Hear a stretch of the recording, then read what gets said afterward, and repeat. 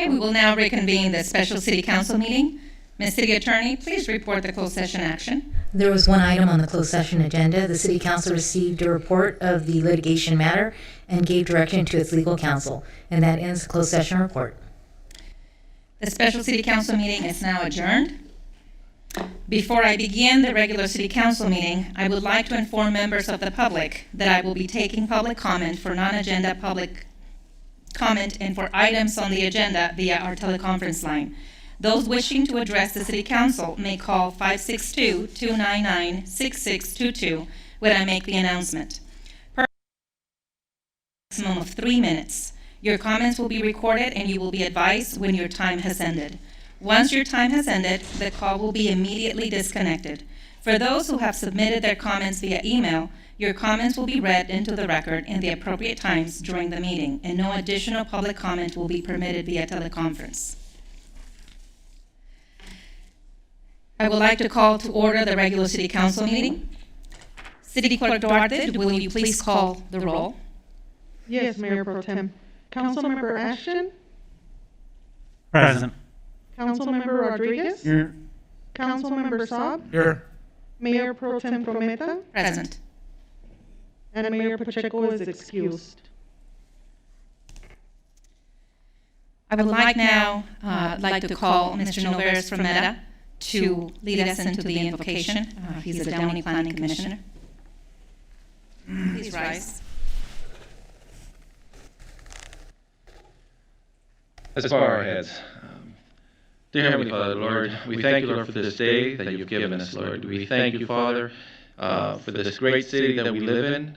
We want to pray and lift up to you our leaders in this district, Father, and each one of them represented here, Father, that you would lead them, that you would guide them, that you would give them discernment and wisdom, Father, to make the best decisions for this city and for the people that they represent. We thank you, Lord, for the men in uniform, in blue, our officers. May you protect them out in the field as they keep us safe. Bless our fire department, Lord, as they as well keep us safe and they attend to those that are in need. And for all the 3 hospitals that are in this city, Lord, that you will bless all those responders, all those nurses, all those doctors, and everyone that give of their time, Father, to bless and protect our residents, Father, and the surrounding cities, Lord. May your presence be here, and that you will fill this room, Father, and that your blessing will be felt. In your holy name, Father, in Jesus Christ, amen. Amen. I would like to call Michael Calvert, Executive Director of the Chamber of Commerce, to lead us into the flag salute, please.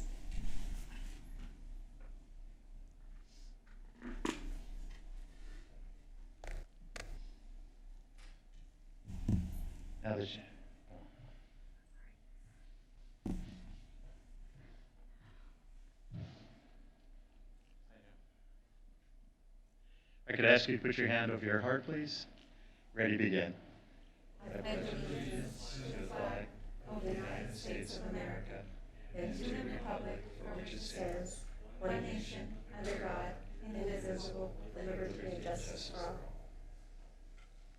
Thank you. You may be seated.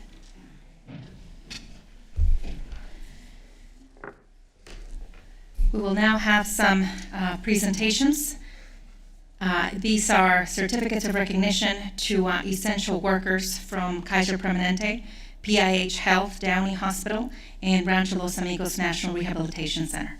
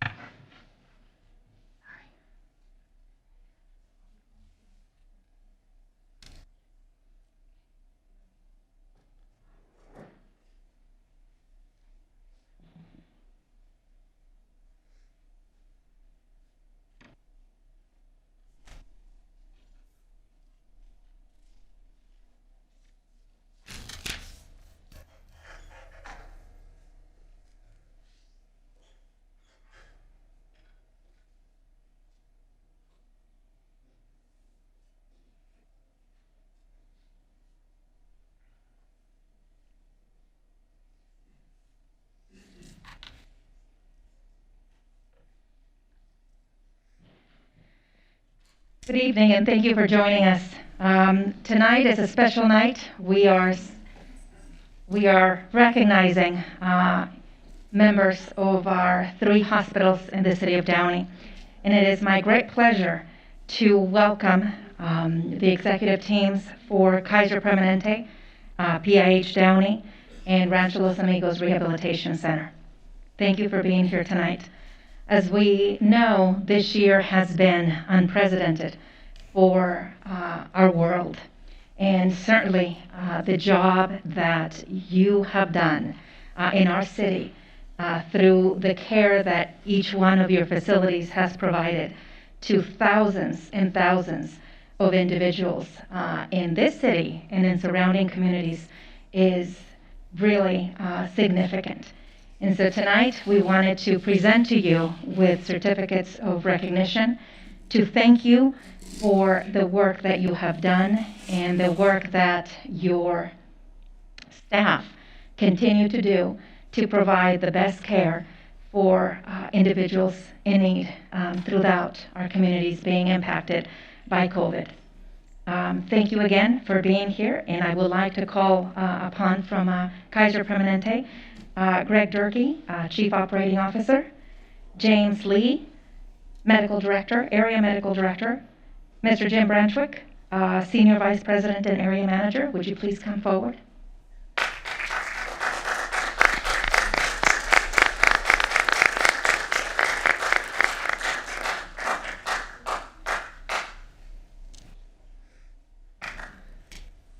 Thank you very much. It is my pleasure to recognize you.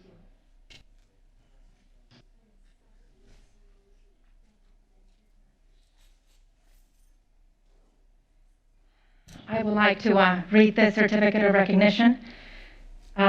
Is hereby presented to essential workers from Kaiser Permanente. On behalf of the citizens of Downey, we would like to recognize all those willing to sacrifice their safety and well-being in this crisis. We are eternally grateful. We wish you safety and health as you forge ahead to get us to the other side of this pandemic. Your contributions are greatly appreciated, and we thank you, and we keep you and we thank you in our prayers, our hearts, and minds each and every day. Stay strong, and thank you. Given this 8th day of September 2020.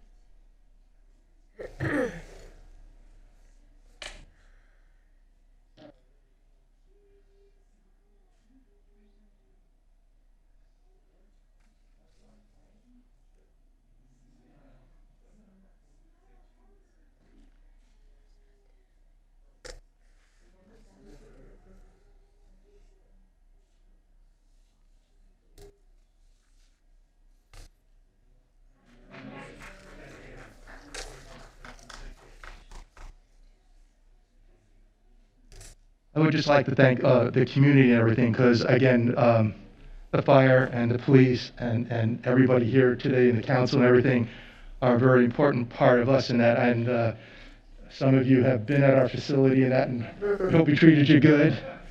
So we just want to say thank you very much from everybody, from our staff, our medical staff, Dr. Lee, our area medical director, to thank this whole community for recognizing us. And we're just proud to be a part of the community. What do you want to see?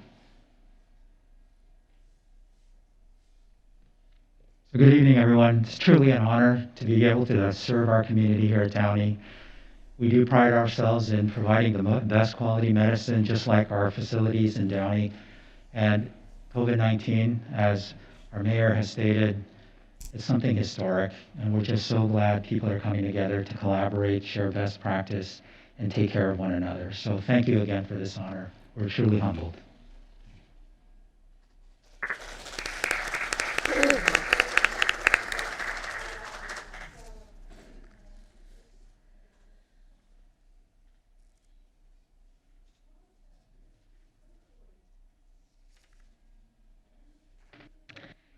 I will now like to call PIH, Richard Trogman, President, and Kevin Koga, Director of Marketing.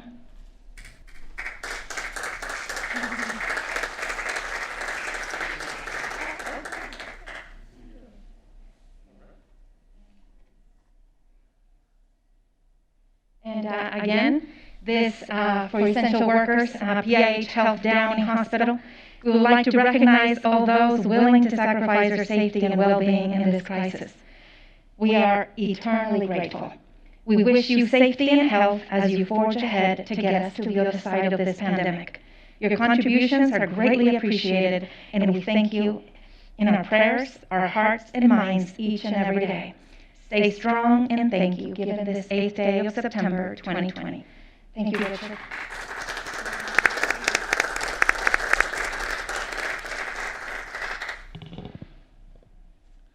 Thank you, Mayor Pro Tem. Like my colleagues from Kaiser Permanente, it is a blessing and an honor to be able to serve the community of Downey. Because we're a nonprofit organization, our focus is on our patients and our community and serving their needs first and foremost. But this has truly been a community effort in responding to the pandemic. We've had tremendous support from the general community itself, supporting our caregivers, bringing us food. All too often, we're going to all go on COVID diets, to partnership with the City Council, the Mayor, Mayor Pro Tem. The Mayor's helped me launch my YouTube video career. The Fire Department, the Police Department, City Manager, we've had great relationships that have been fostered through this pandemic, realizing that we can all support each other. Kaiser Permanente, we've had regular calls between our emergency departments. So we're grateful to receive this recognition, and we know we're not out of the woods yet, so just a public service announcement. Please follow all the precautions and guidelines, but remember, we're open for business as a hospital and all of our clinics to take care of all your healthcare needs. So again, on behalf of our staff, our physicians, our volunteers, we're greatly honored by this recognition. I want to thank you very much.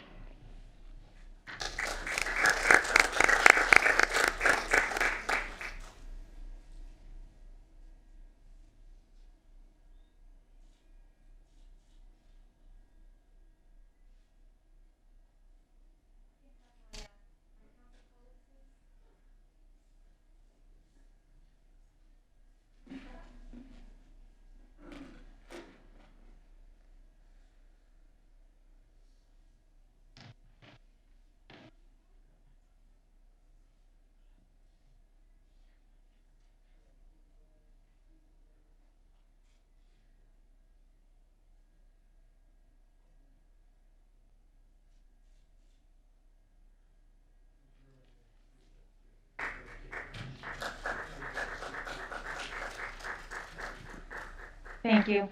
Last but certainly not least, I would like to call upon our friends from Rancho Los Amigos National Rehabilitation Center, Benjamin Ovando, Chief Operating Officer, Dr. Barry Jordan, Chief Medical Officer, and Michelle Sterling, Chief Nursing Officer.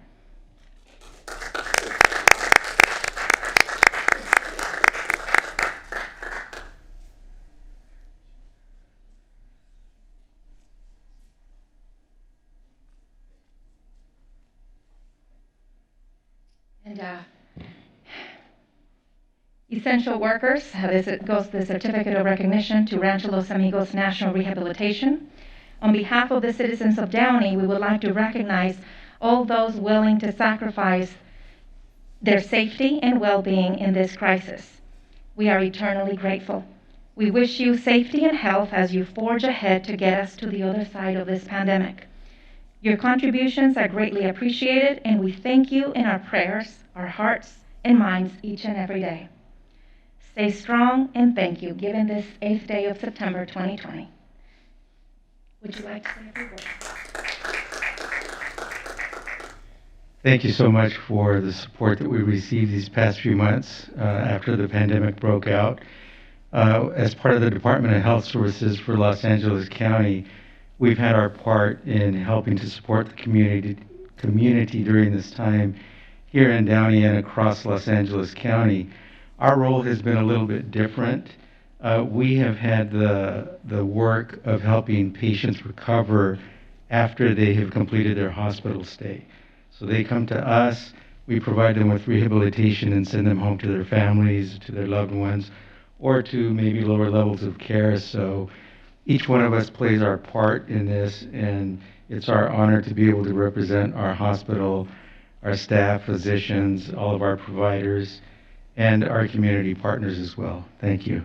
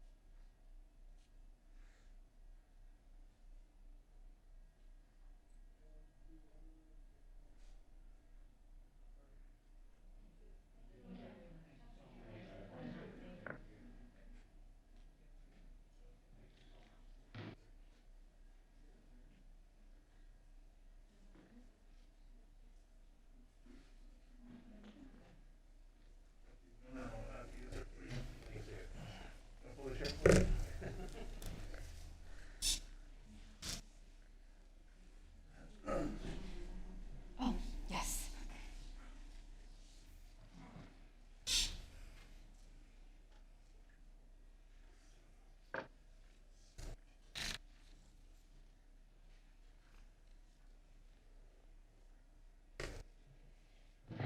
Yes, I was just reminded we have a very special certificate of recognition for our friends from PIH on their 100th anniversary. And we have again Richard Trogman, President and CEO.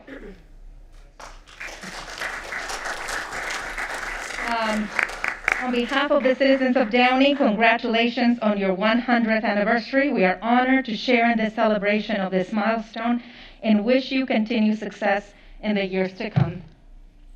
Congratulations. Thank you very much. And I don't know if you want to say a few Sure, words. of course. I was telling Kevin, we only get to celebrate 100 years every 100 years, so I will take a few moments to say a few words. So, again, we are grateful to be in this community. We started in this community 100 years ago. It was September 11th, 1920. That's when our charter was approved. Our doors opened 2 days later, September 13th, 1920. So, Gil, my question is, could we open a hospital in 2 days now? That was a rhetorical question, obviously. So it was amazing. In 2 days, the hospital opened. It was actually in a hotel. I can't remember which street, if it was Downey Avenue or Firestone Boulevard. Second floor of the hotel. We had 2 doctors and 6 beds. And then we opened this facility in the 1960s. I can't remember the exact year, and we've been there ever since. We continue to grow, even though we have 199 licensed beds and 1,200 employees. We continue to grow. We're expanding our emergency room, doubling its size because more and more patients are coming through our doors. But regardless of what the future holds, we are entirely committed to this community. As I said earlier in my remarks, it's an honor to be here to serve this community. I grew up in Los Angeles. This city has an incredible family feel to it, and we really love being a part of this community, hopefully for the next 100 years. So on behalf of the staff, physicians, and volunteers, again, I want to thank the council for this recognition of our 100-year anniversary. Thank you. Congratulations. Thank you.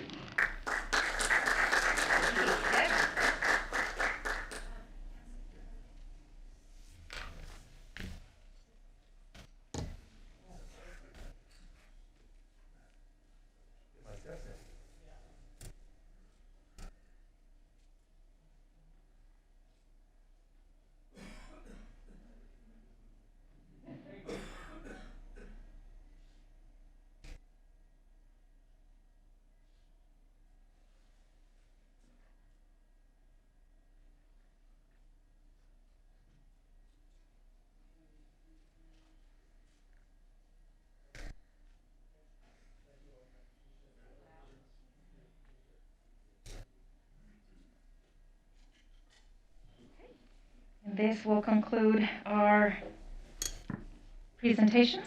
Let's continue on with our meeting.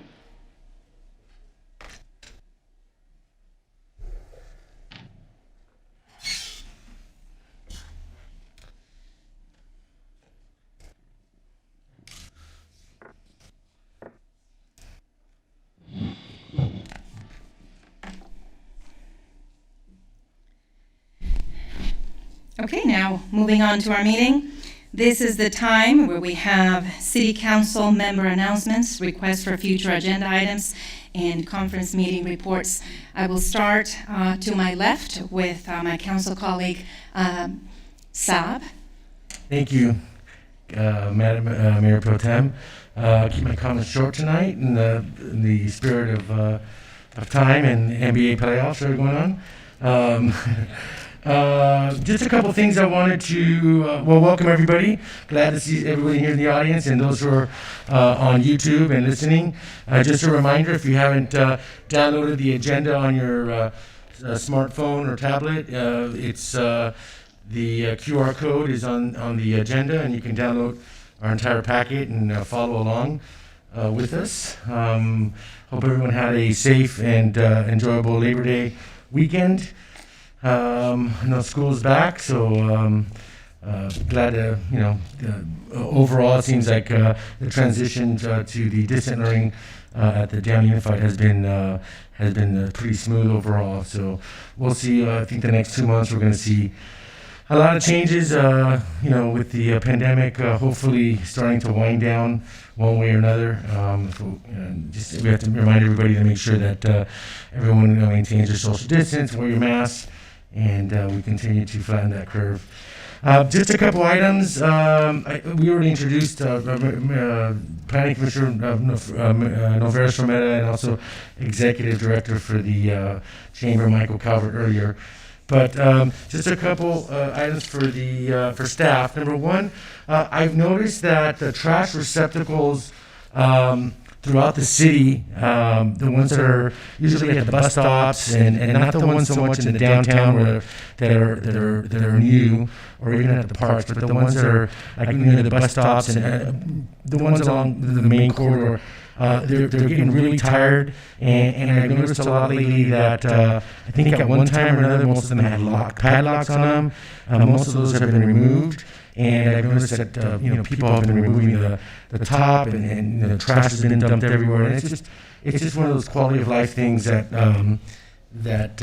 is affecting our community. So if we can take a look at that, I think maybe we should maybe look into replacing them over in general. So. Councilmember, we'll take a look at it. Okay, great. Thank you so much. And then the second thing, I know I mentioned it, I forwarded to our Community Development Director, Aldo Schindler, but we keep having problems with the Raising Cane and the neighborhood there in Stonewood. And I know, and I think you guys are setting up the meeting, but I just want to make sure, because I did promise the residents in one of the HOA community across the street that I would bring it up. But they're pretty upset about it. They've been pretty patient.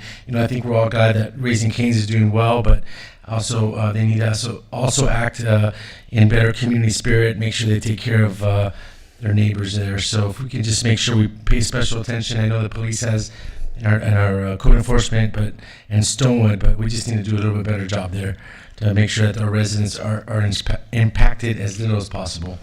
Anyway, that concludes my comments, Mayor Pro Tem. Thank you. Thank you, Councilmember Saab. Moving on to my right, Councilman Rodriguez. Yes, ma'am. Thank you for allowing me to sit in this seat and wear this mask in public. It's always a lot of fun. At this time, Madam Mayor, I really have nothing to report, nothing new from last time. Thank you. Moving on. Councilmember Ashton. Thank you, Madam Mayor Pro Tem. It's good to see everybody here again. Glad to see that following our social distancing protocols and doing what we can to flatten the curve. Nothing new to really report. One item for staff, though. If we can get a report on the park ranger program. I know most of the parks have been closed for a bit due to the construction, but a lot of them are starting to open again. And so I just want to know, how that program is going along to make sure that we're helping keep our parks safe, one, and two, if there's any issues with social distancing protocols that how are they being handled? So if we can have a report back to council on that, I'd appreciate that. We'll get a report back. They've been pretty busy, actually, so yes, absolutely. Thank you so much. And with that concludes my comments. Thank you, Madam Mayor Pro Tem. Thank you, Councilman Ashton. It's nice to have you here in person. Welcome back. Well, it's nice to have you, so thank you for coming. I just have a couple of items. First, I would like to welcome all of you to this evening. Certainly, we were happy to see members of our healthcare facilities. They provide such important care to our community. And as has been said already, this pandemic, the numbers look good. It looks like we are heading in the right direction, but continuing to mask and follow those protocols is important to be able to get to the other side. One of the things that I would like to indicate to those of you that are here present, but also those of you that are following us through our YouTube channel, is to direct you to please visit our website and also take a look at our social media platforms through Facebook. The 2019-2020 Residential Street Pavement Rehabilitation Plan, the construction began today, Tuesday, September the 8th. In some streets. Total approximate number of streets that are going to be rehabilitated over the next several months is 40, and the construction begins today and it will go through December. I know there's been some information that has been shared through our social media platforms, and I know that individuals had asked if that list had the streets, if those streets will be in order. And one of the questions that I wanted to ask Mr. Delfino is if that was the case, or again, if that list provided to the general public is merely information so that they know what to expect, what street closures or what streets are going to go through that rehabilitation repavement plan.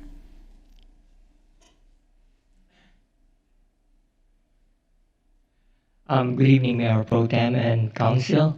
The list that was provided was in alphabetical order, so it's not necessarily the sequence of construction, but it's really just to let the people know that those are the streets that will be worked on. So basically, I think the order will really be proximity of where the work is going on. So they'll be moving from one end of the city to the next. It's the north half of the city that's being worked on. Thank you, Mr. Consunji. And again, I just want to reiterate how important this project is and how grateful we are. I know that many residents have contacted us at various times for the streets in their particular neighborhoods to be repaved. And again, I know this is an important project for our community, so thank you for that. I know there is a number that has been provided, the 562-904-7110, and that is the number that has been given through our social media platforms in our city's website. So I want to encourage those individuals that have further questions regarding this project to please contact that number. Thank you, Mr. Consunji. Yeah, thank you very much. Now, over the weekend, we, as you know, we experienced triple-digit temperatures, and some cities in Los Angeles County broke record heats. And we wanted to, I wanted to thank our staff, Parks and Rec, certainly Vanya, and the individuals within our fire department. I know Rakdi from Emergency Preparedness, you were also involved in getting the information out to our residents regarding the cooling center at the Barbara Riley Community Center. Well, we didn't see significant number of individuals coming in. It was important for our community to provide that for our residents. So thank you, Jason. Thank you to your staff and the rest of the folks for doing that. Again, what I would like to ask the staff, I just have a couple of items, is we realize the election session is here, or the election season is here, and I'd like to ask staff to really take a look at where the banners and signs keep getting hung around the city. Some people do not seem to be adhering to where those banners need to be hung, and so all of a sudden they're popping up in different parts of our city. Also, I received some complaints from residents in some apartment complexes indicating that commercial vehicles are parking in those residential areas, and I have specific information as to the location. I'll be happy to provide that to you. But that, apparently that is now becoming a bit of a problem where they're taking up a significant amount of parking space, these commercial vehicles that shouldn't be parking there, and those residents in that apartment complex are not able to find parking. We will follow up on both of those items. Thank you. And that concludes my comments for this evening.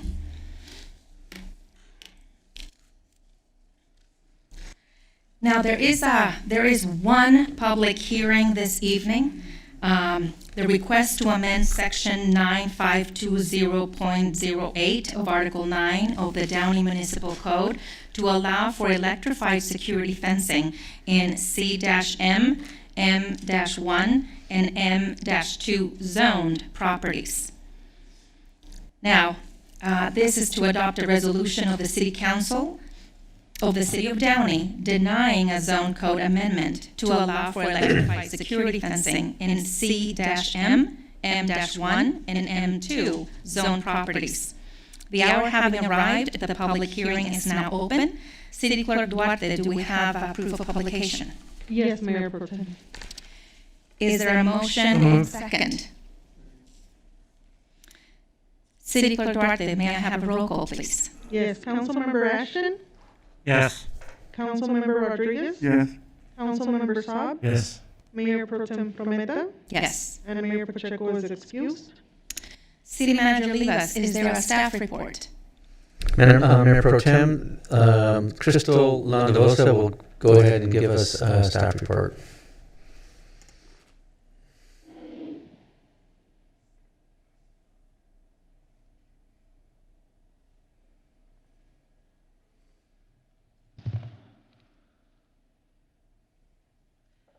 Good evening, Madam Mayor Pro Tem, members of the City Council. Before you tonight is a request to modify the municipal code in order to allow the installation of electrified security fencing in manufacturing and commercial manufacturing zones. The applicant tonight is an electrified fencing vendor seeking to install this type of fencing on a manufacturing zone property on Firestone Boulevard. The applicant has stated to provide additional security for local businesses and has stated that SB 582, which was approved in 2015, supports this request. It is important to note that the bill was adopted to standardize regulations for communities that chose to allow electrified security fencing, but maintained local jurisdictions' authority to prohibit this type of fencing. The proposed amendments are consistent with the standards set by SB 582, which requires essentially 2 fences be provided. As shown on the screen, diagram fence 2 is the front fence, and the electrified security fence would be placed behind the front fence, identified as number 1 on the diagram. The proposed amendment requires the electrified fence to be taller than the property line fence, up to a height of 10 feet. Again, the applicant has stated that this amendment is intended to serve as crime prevention for potential clients in the city. Crime prevention and security are genuine concerns of staff. So when this was brought to our attention, we reviewed calls for service for all manufacturing uses within the city to determine the gravity of this request. Most businesses only had 1 to 2 calls for larceny per year in the last 5 years. While no calls is always ideal, the existing number of calls do not reflect a need for drastic revisions to the existing codes. The applicant has a potential client, United Rental, located on Firestone Boulevard, who will utilize this service if the proposed amendment is approved. Staff reviewed the calls for service for this particular location. We found 1 call for larceny in 2015 and 2016, followed by no larceny calls for 3 years, and 7 calls in the year 2020. While the recent increase in calls for this business is concerning, there are available alternatives in the existing municipal code that do not require a code amendment and can preserve the aesthetics throughout the city. It should be noted that no applications have been sought thus far in the last 10 years that seek this type of exception, which would allow for barbed wire so long as it is approved by the Planning Commission with appropriate screening, again, to ensure that we're maintaining the aesthetics and criteria we've set throughout the city. Given that in 10 years we have not had such applications, staff doesn't feel that this shows a need for a more aggressive approach to security fencing in the city. Is this the first time we've had a proposal of this? The most recent security item that we have done is a variance request in 2018 for the giant RV site. And again, in that instance, there was an alternative within the existing code where we were able to find something that met their security needs. It is important to note that any code amendment that is presented to the council must be in compliance with the city's general plan, which is the essential blueprint for the city made up of 9 different elements. The applicant tonight has stated that he believes the proposed amendment is consistent with the safety element, and staff agrees. This does support the safety element's goal, which encourages safety and crime prevention. However, again, we must be compliant with all 9 elements of the general plan. The proposed amendment tonight, staff believes, would be in direct opposition to the land use element, which discourages anything that would damage a positive and inviting community image. This image is something that staff works very diligently to protect throughout the community and continues to enhance. As a point of reference, the renderings before you tonight show projects that are currently under review, utilizing a significant amount of staff time to collaborate and improve the aesthetics and images in all areas of the city. These particular projects happen to be warehousing and trucking facilities on Woodruff Avenue, surrounded by other manufacturing uses. The message from staff when working with applicants is always that we want to partner with businesses to meet their needs and improve the community. Introducing electrified fencing into these areas would drastically change the aesthetic and undermine the improvements that are being made. Again, the applicant's potential client is located on Firestone Boulevard at Woodruff Avenue, just as you come over the bridge into the city from the east. This area has new residential development, car dealerships, and neighboring manufacturing uses to the east, facing Firestone Boulevard. Electrified fencing in this area could significantly degrade the aesthetics and the community image. Downey is unique in that M zones border streets like Lakewood Boulevard, where Coca-Cola is located south of Aldi, or Home Depot and surrounding CM zone properties on the west side of Firestone Boulevard entering the city, or on Imperial Highway across from Kaiser Medical Center at Bellflower Boulevard. And again, the renderings that were provided in the previous slide are located on Woodruff Avenue and would be permitted to install this electrified security fencing. Because the applicant stated that an existing business was interested in utilizing the product for safety, the Planning Commission at their meeting on July 15th deliberated significantly, trying to balance the needs of a business with the goals of the community as a whole. The Planning Commission was concerned about negatively impacting the city image, particularly near major streets. Additionally, they stated that the application did not provide enough information to ease their many concerns over potential health impacts. And to further their concern, they shared police and fire's concern over officer safety and poor maintenance leading to potential hazards. Ultimately, the Planning Commission voted unanimously to recommend a denial of the proposed amendment. The Commission determined that the existing codes provide solutions for crime prevention and should be utilized before seeking more extreme methods. The Commission also shared significant concern over the negative impacts that the electrified fencing could have on the community's image. The applicant's request would open the city to all electrified fence vendors. As described earlier, the standards that would require 2 fences and signage along the entire length of the fence. The images provided before you now provide examples of electrified fencing from various vendors who provide these installations. For note, the top right installation was installed by the applicant's company. The code would regulate height and material of the first fence, i.e. it can be block or wrought iron instead of chain link. But the regulation for the electrified fence itself is very limited, and staff is not able to provide sufficient regulation to control the aesthetics of the electrified fence. At the Planning Commission meeting, the applicant provided the images shown for you on the slide to ease the concerns and show that the installations are visually transparent. And staff does agree that the installation that is provided for you there is difficult to see, so yellow arrows were provided to identify the first fence, and red arrows were provided to identify the secondary electric fence. You'll notice thin posts and hard to see wires in these installations.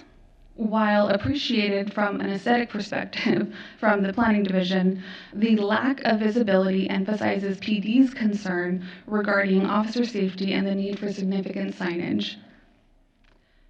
The applicant at the Planning Commission meeting stated that their product is allowed and has been installed in other cities within the region.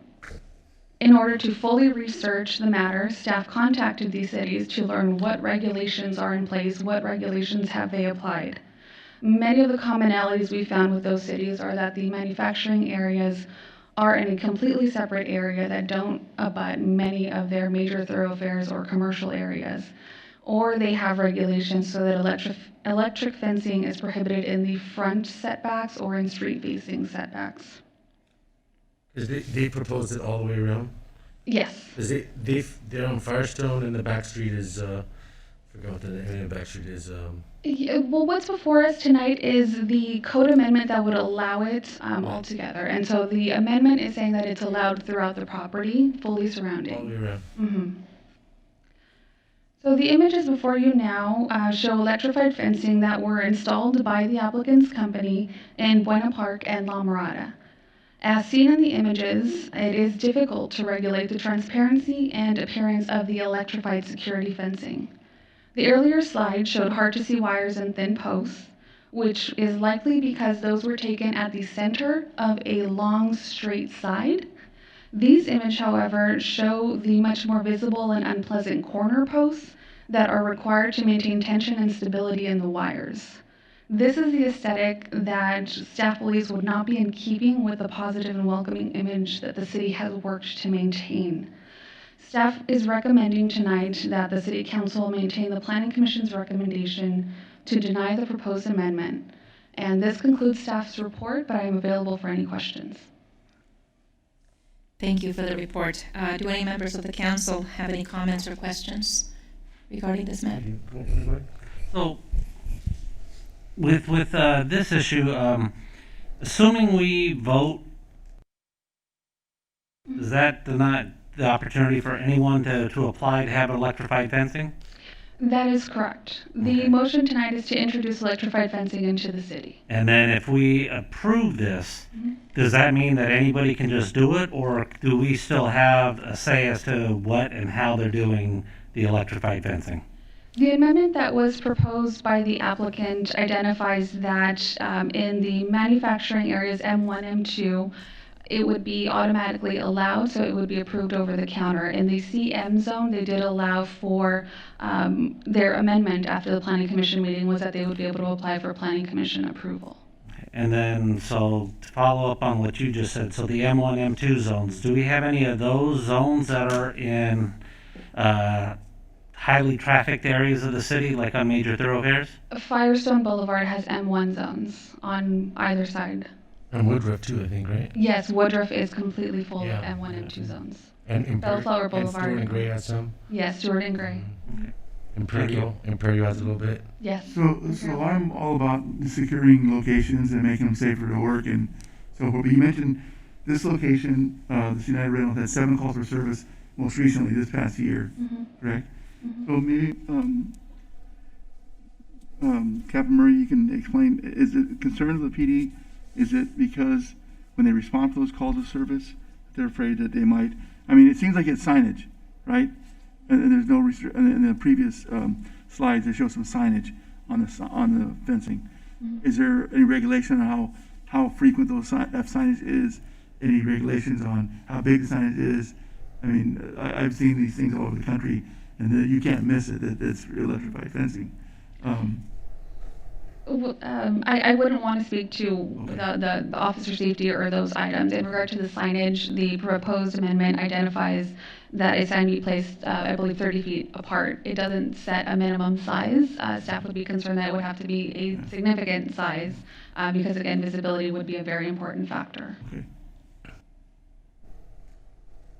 So that's correct. So I think the PD's perspective on it is that the officers responding on those calls need to be aware of where the fencing is. So they need to have significant signage to be able to see. And I think the conflict is maybe the aesthetics along with the officer safety issues.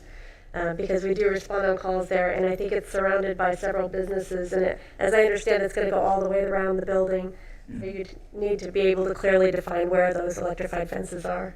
And so you mentioned some other options with giant RV and other locations. Can you, I don't know if you can go specific, but can you give me some ballpark idea what the options were?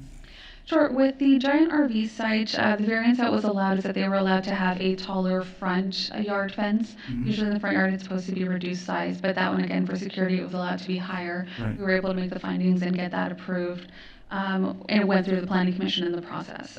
With regard to the other code amendment, we do allow for barbed wire, so long as it's screened. So typically you would see that with a block wall or some other decorative item, and then behind that screen you would have the barbed wire to prevent any entry into the property. And so are those same front fences, are they that have the arched bob points? So, for example, the fence isn't straight but it's arched out. Are they able to do that? What we haven't had an application, but what I would envision working with an applicant is to try to get the aesthetic to be as decorative as possible, and behind it we can go ahead and we can focus on safety, so long as you're not going to see it. If you're climbing up there, you're going to see it, and you shouldn't be up there. Right. But well, it's also hard to get over. That's I mean, as an option. Right. Yeah. Right. So there's different options that are available. Gotcha. Okay. Having said that, has this applicant ever applied for an alternative type of fencing that they have now? No, the difference here is that staff was approached by the applicant tonight, who is the electric fencing vendor, not the business owner. Okay. United Rental is a large corporate monster, right? So this is from one of the vendors who plans to install a United Rental. Yes. So staff's understanding is that United Rental uses this vendor in other locations throughout the course of their business. So they did seek the vendor to come in and identify whether or not this would be allowed to be installed. When informed that the code does not allow it, they sought the code amendment. The vendor? The vendor. So, okay. So having said that, though, is there still room for alternative types of fencing? Because it just seems like the electrical fence would be the absolute, final doomsday choice, right? I gotta believe there's alternative fencing, right? That may meet our general plan.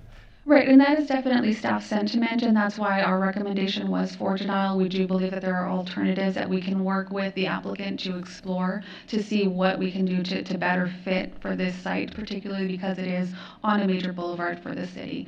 We would like to work directly with the business owner to find that, but because an application was submitted, we're required to go through the process. And then what about the liability? So, if we were to, let's just say, approve it and, somebody gets injured because of the electric fence, at what point is the city liable? I'll go ahead and answer that if you'd like. Because we permitted it, if you do a legislative fix and put it in your code, the city's got several immunities from liability. So liability is not a real issue for the city. I can't speak for the property owner, but for the city, the immunity should cover the city's liability. Thank you.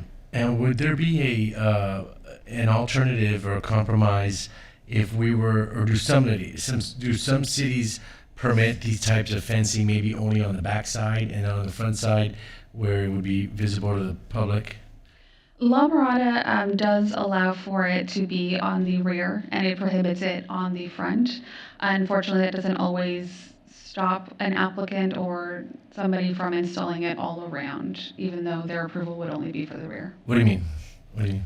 And again, in trying to explore and genuinely find out what are these cities approving, is it something that we can adopt? We reached out to La Mirada to find out what their codes were. We saw what their codes were.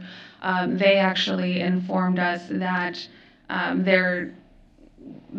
this vendor was approved to install along the rear, along a railroad, and that seems to have been misconstrued to being allowed all around, and they're trying to correct the matter at this point. Okay. Is the applicant here? The applicant is present. Okay, we'll now open, if there's no more further questions, I will now open the public hearing for public comment. Do we hear from the applicant first, you think, or? You're going to hear from the applicant Oh, first. yes.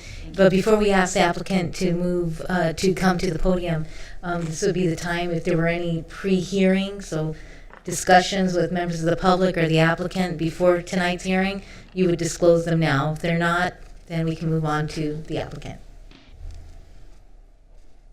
Okay. None? All right.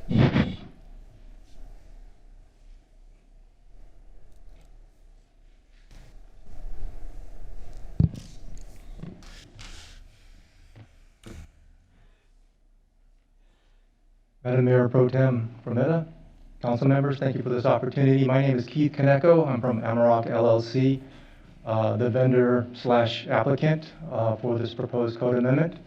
Also in attendance is branch manager David Cochran from United Rentals from the Firestone Boulevard facility. First, I'll start out by basically saying it's my hopes that you, your loved ones, and everyone is safe and healthy amidst this challenging time for the entire state, nation, the world.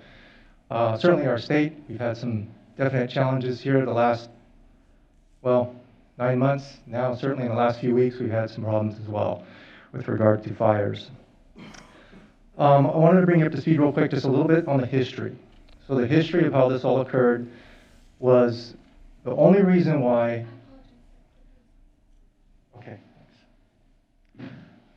the only reason why my company came forward to request a code amendment is on behalf of our customer, United Rentals. We are a national security partner for them. We secure many facilities across the nation for them. So they're very familiar with our product. They have years of experience with our product.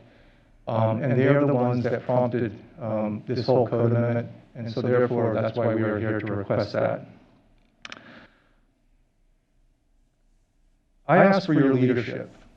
Okay, I ask for the council's leadership. What I mean by leadership is for your broad perspective on what's being proposed here. I'm in a challenging situation here. I'm not going to lie.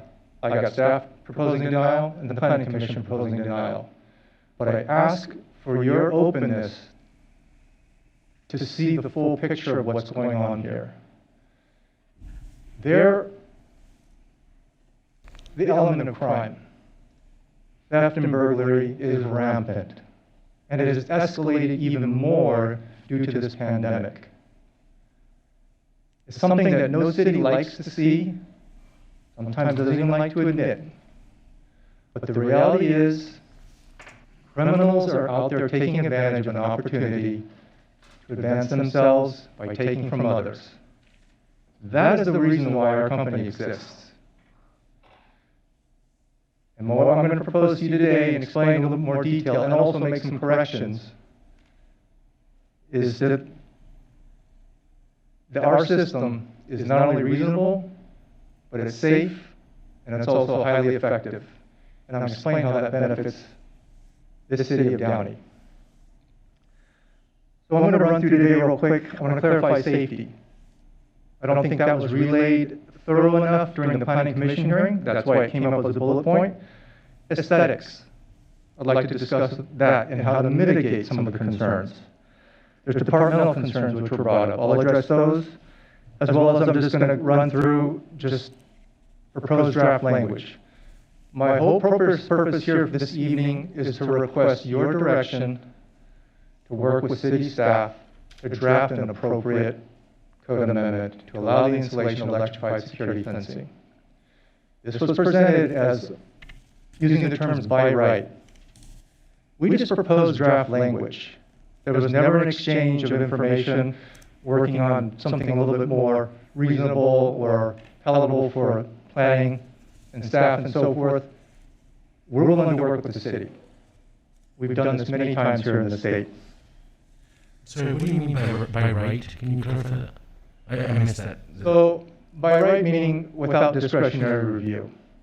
The example is the other end of the perspective of that other end of the spectrum is like conditional use permit, where the planning commission can weigh in and alter and direct the way a project is designed. By right, I think you call it an administrative review, correct, which is staff level.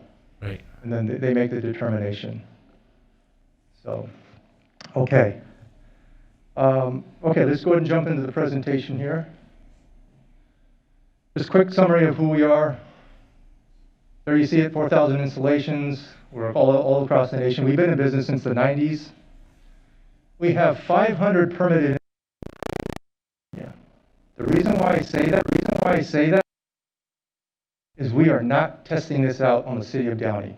We have experience, and we've amended dozens and dozens of municipal codes across the state.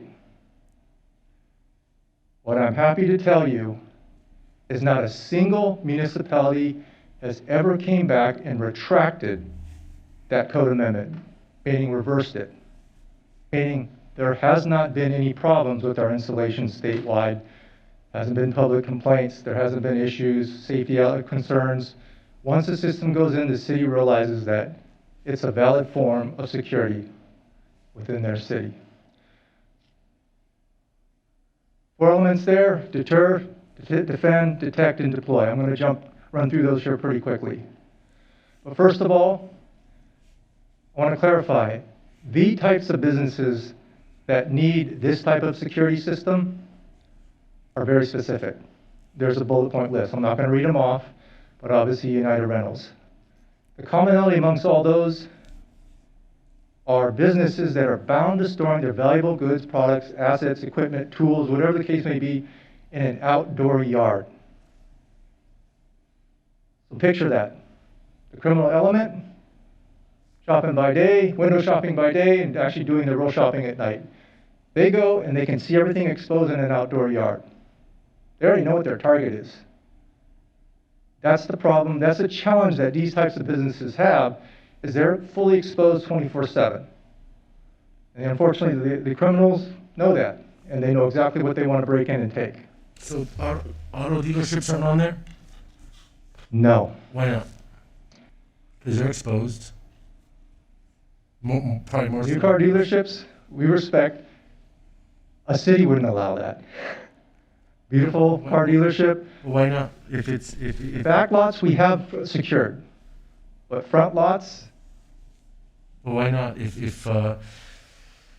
such a good, a system or idea, why wouldn't the cities allow for auto dealerships? What's the difference? They're important assets. They're expensive assets. Is there an aesthetic issue? Certainly, we welcome it, truthfully, but a lot of times we take a look at the cities and the way they approve car dealerships. They don't allow any exterior fencing along the sidewalk. They want an open, welcoming kind of presentation for that particular dealership. That's why they don't even allow just regular fencing usually. But good question. I mean, we'd welcome it, but I think it could be counterproductive to actually even sales for the business. So crime prevention is needed, not crime reaction. I'm going to show some examples here. Let's run through a local case study. Again, this is United Rentals. They have high-tech, motion-activated video surveillance. It does not prevent incidents. All it does is just record the crime in action. What they're stealing here at United Rentals is copper cabling, tools, whatever they can quickly grab. The unfortunate part of them stealing copper cabling from this business is that to steal a mere maybe few $1,000s worth of copper cabling, they do probably tenfold worth of damage to that particular equipment. They are power generation. Let me just pull this into the current times, today actually. They are an essential business. They always have been an essential business, but today, their lot's almost empty because they are serving SCE, Southern Cal Edison, Pacific Gas and Electric. With all the windstorms, the power going down, they are an essential business helping communities to keep power on. Not to mention also, they also helped with the evening COVID testing sites. It was their generators that powered those sites around the city to keep lights on and keep everything active so that workers could actually see what they're doing. They're an essential business to this community. So I say that, something as simple as, well, copper cabling was a few $100s. No, that takes that entire giant unit out of service. And when it's needed, if it's not operable, that's a problem. That's a problem in huge magnitude, beyond just the replacement cost of copper cabling. So what you see here is just blatant disregard for obeying the law. Here, he's stealing in plain sight. He knows that camera's there too. Have they ever hired a nighttime security? That I do not know. Other United Rent Federal facilities we work with, they have. It doesn't work. It doesn't work? No. Mm-mm. The truth of the matter is... Careful with those words. Yeah. Well, how about a dog? It's been a challenge. So the reason why is they've had it, and then they still come to us and say, no, we need an electrified security fence, because we still have gotten broken in when we've had a security guard. Don't know what the circumstances are, sleep on the job, playing on his phone, complicit in the activity, you never know. But the fact is, we just respond to fulfill the need, and United Rentals has come to us even after they've had security guards. You said you've had over 4,000 installations in 1,200 jurisdictions.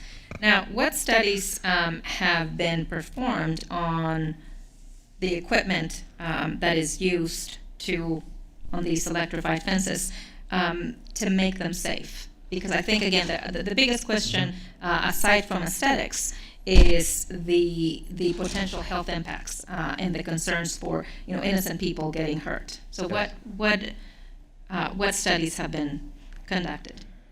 There have been 2 studies in particular. The nation's foremost experts in biomedical engineering, first of which is Dr. John Webster, Professor Emeritus at University of Wisconsin-Madison. He did this study, I think, actually a couple decades ago, which clarified that it was safe not only for adults, but children, pets, people with pacemakers.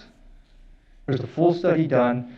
Now understand, what he tested to is a standard called the International Electrotechnical Commission Standard 60335-2-76. That is the international safety standard for the safe design and operation of electrified security fences. I emphasize security, separate from livestock fences, cattle fences. This is specifically for security. That is the difference. The other gentleman, Dr. Mark Kroll, is actually relatively local in terms of his presence. Adjunct professor at Cal Poly, San Luis Obispo, as well as University of, I have a slide for it. But he actually, in your staff report, 4th page before the last, he has a very good description as to why electrified security fences are not dangerous. He explains it just absolutely as clear as day, why these are not a medical concern to be used as security. He likens it to a static shock. Will it kill a bird, for example, if a bird touched it? No. So for the same reasons, when a bird lands on a high power wire, they don't get electrocuted, because there's no ground. If the bird found a way to reach across and touch the ground and touch the wires at the same time, potentially could get shocked. But again, the duration is so short. The difference between that and a high voltage wire is this is pulsed electricity, which I'm going to explain here in a second. I'm glad you're asking very good questions. Did you include those studies in your presentation? Yes. Okay, let's jump ahead. All right, another picture of criminals. The point here I want to make, chain link, wrought iron block wall. It does nothing but slow the criminal down for seconds, not minutes. Wall they climb over. The type of wrought iron fence that United Rentals has, they just pop the welds with the crowbar. It's so simple to get through those. They're not going over the top, they're breaking through. That's why our system is effective. That's also why barbed wire will not solve theft and burglary with these types of criminals, because they're cutting through. What is the most effective type of fence? You just failed me. Our fence, our Well, system. besides what you're selling, Our system. assuming that wasn't there, what is the most beneficial fence? I don't know, 30-foot wall? I don't know, something that someone couldn't scale. Sure. You know, but I mean, you throw a ladder up, you can get over a 10-foot wall. I mean, that's, any other type of fencing, they compromise. And we've seen it. That's why we're in business. If chain link were really good, wrought iron fence were good, we wouldn't be in business. Okay? Police reports, I'm not going to belabor that. 7 reports in 2020 for United Rentals. They're having some serious problems there. Perimeter protection, staff who did a wonderful job, thank you, Crystal, detailing that our system is always behind an existing perimeter barrier. Minimum 6 feet tall is required in the state of California, and that is to prevent from the law-abiding citizen from just casually walking up and touching the electrified security fence. You just, let me just interrupt you there for a minute. You just put up the 7 police reports in 2020. What were the total losses in those, with those break-ins? Do we know that? That I do not know. I don't know, maybe David could give you an estimate. David from United Rentals.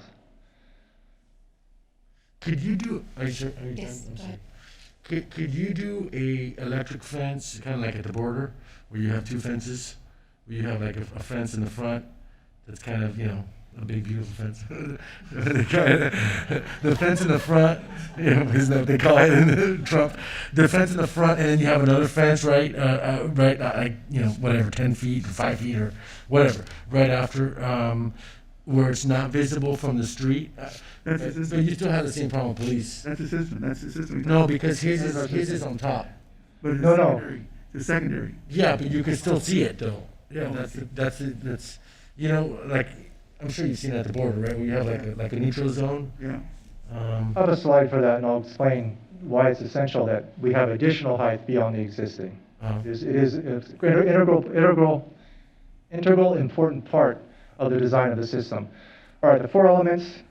First is deter. Signage. Okay, multilingual, 2-sided signage.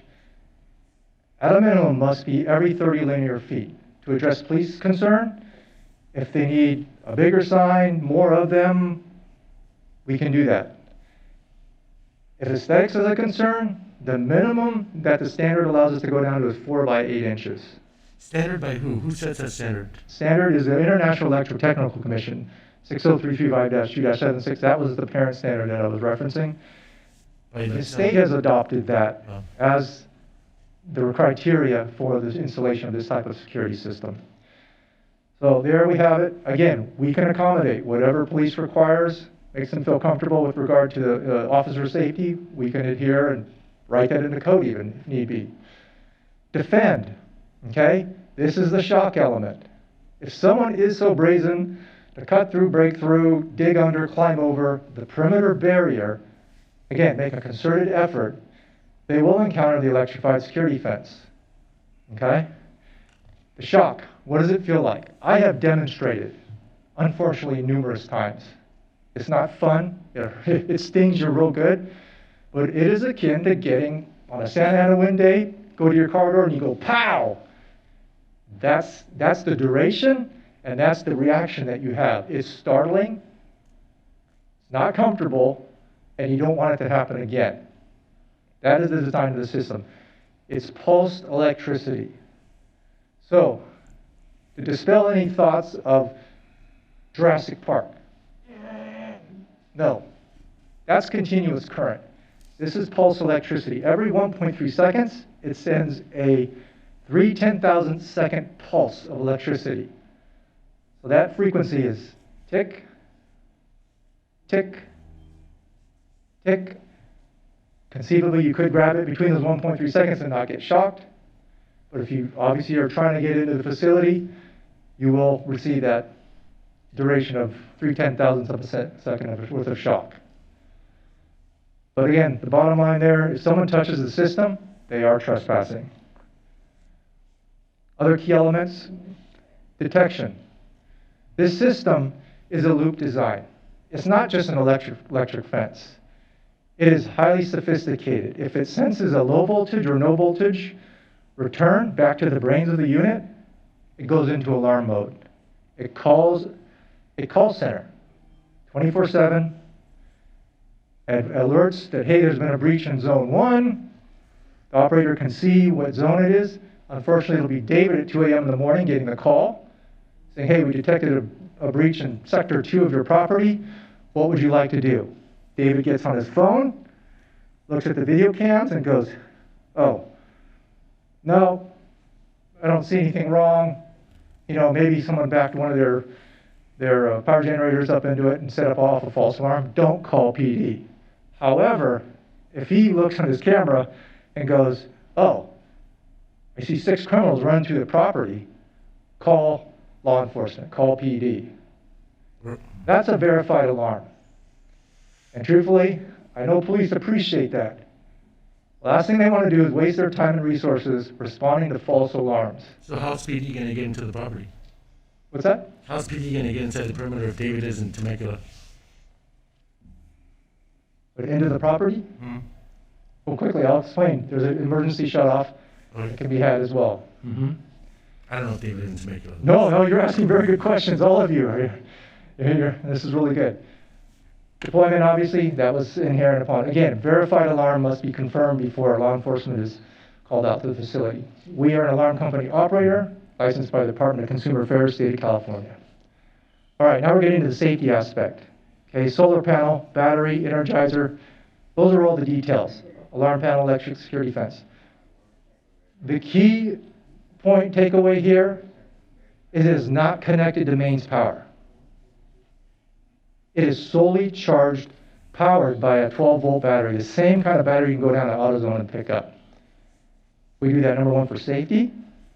Number 2, we do that so that it's standalone. No one can take the grid down. Tree knocks the power grid line out. It won't take the system out. I won't belabor this slide. But again, the main thing is not connected to grid power. We like to say we're green before green was cool. We've been doing this for decades. Standalone. Okay, now we talk about safety.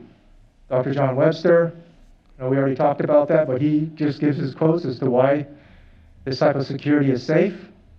Okay, short duration, as well as diffuse. The other expert, Dr. Mark Kroll. Not dangerous.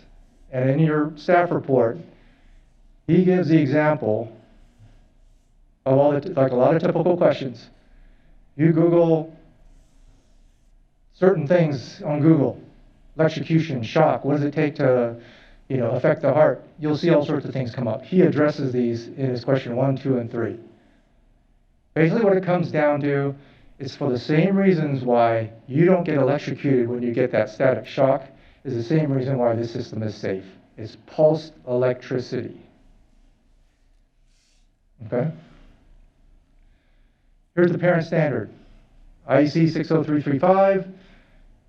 ASTM has adopted it. American Standard for Testing Materials, as well as California Civil Code Section 835, has adopted the IEC as the parent standard for the safe design and operation of electrified security fences. Our system in itself, how do you know we comply?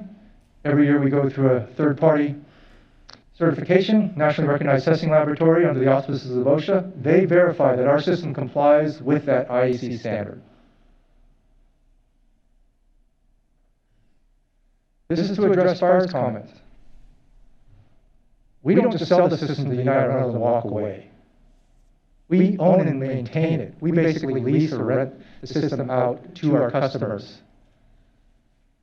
So we have local technicians who take care of all the operation maintenance, weed abatement, trash, debris, whatever the case may be.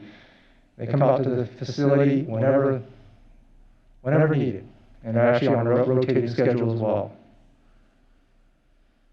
Emergency shutoff, emergency responders, via the Knox company, Knox Corporation, they can deactivate the system, okay, at the front entry gate with their master Knox key. That powers down the entire system. This has been an accepted form by fire companies throughout the state of California. This is universal. It's the same key that's utilized to do automatic opening of gates and everything. It's the same key to a specific municipality or jurisdiction. Does PD carry those keys, or is it only fire? Captain? It's fire primarily, but we have access to them also. The PD has access to it? Yes. Every patrol officer? No. No, it's very limited. We typically rely on fire for the Knox key. So it's possible, because fire takes longer to get to the police. So it's very possible an officer would get there who's 2 minutes away and you have to sit there and wait then for fire to get there, wake up and We have a master key that we retain at the police station, so it would still require somebody to respond from the police station, so whoever's closer. Yeah. Okay, there's a cute cartoon depiction, but I think it makes its point. This is why the system must be a bit taller than the existing perimeter barrier. Same height, they can jump right over the top. You've seen these photos already, or expanded views. Crystal did a good job of pointing out, yes, we do use 4-inch steel posts.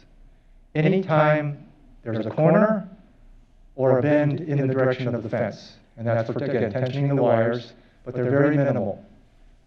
Very, very minimal. Again, the whole expanse that you would see across the frontage of a property or side, or whatever the case may be, we use 1-inch fiberglass poles. Here would be an example, probably most closely related to United Rentals. Okay, wrought iron fence with our system behind it. These are not Photoshop. These are just iPhone photos.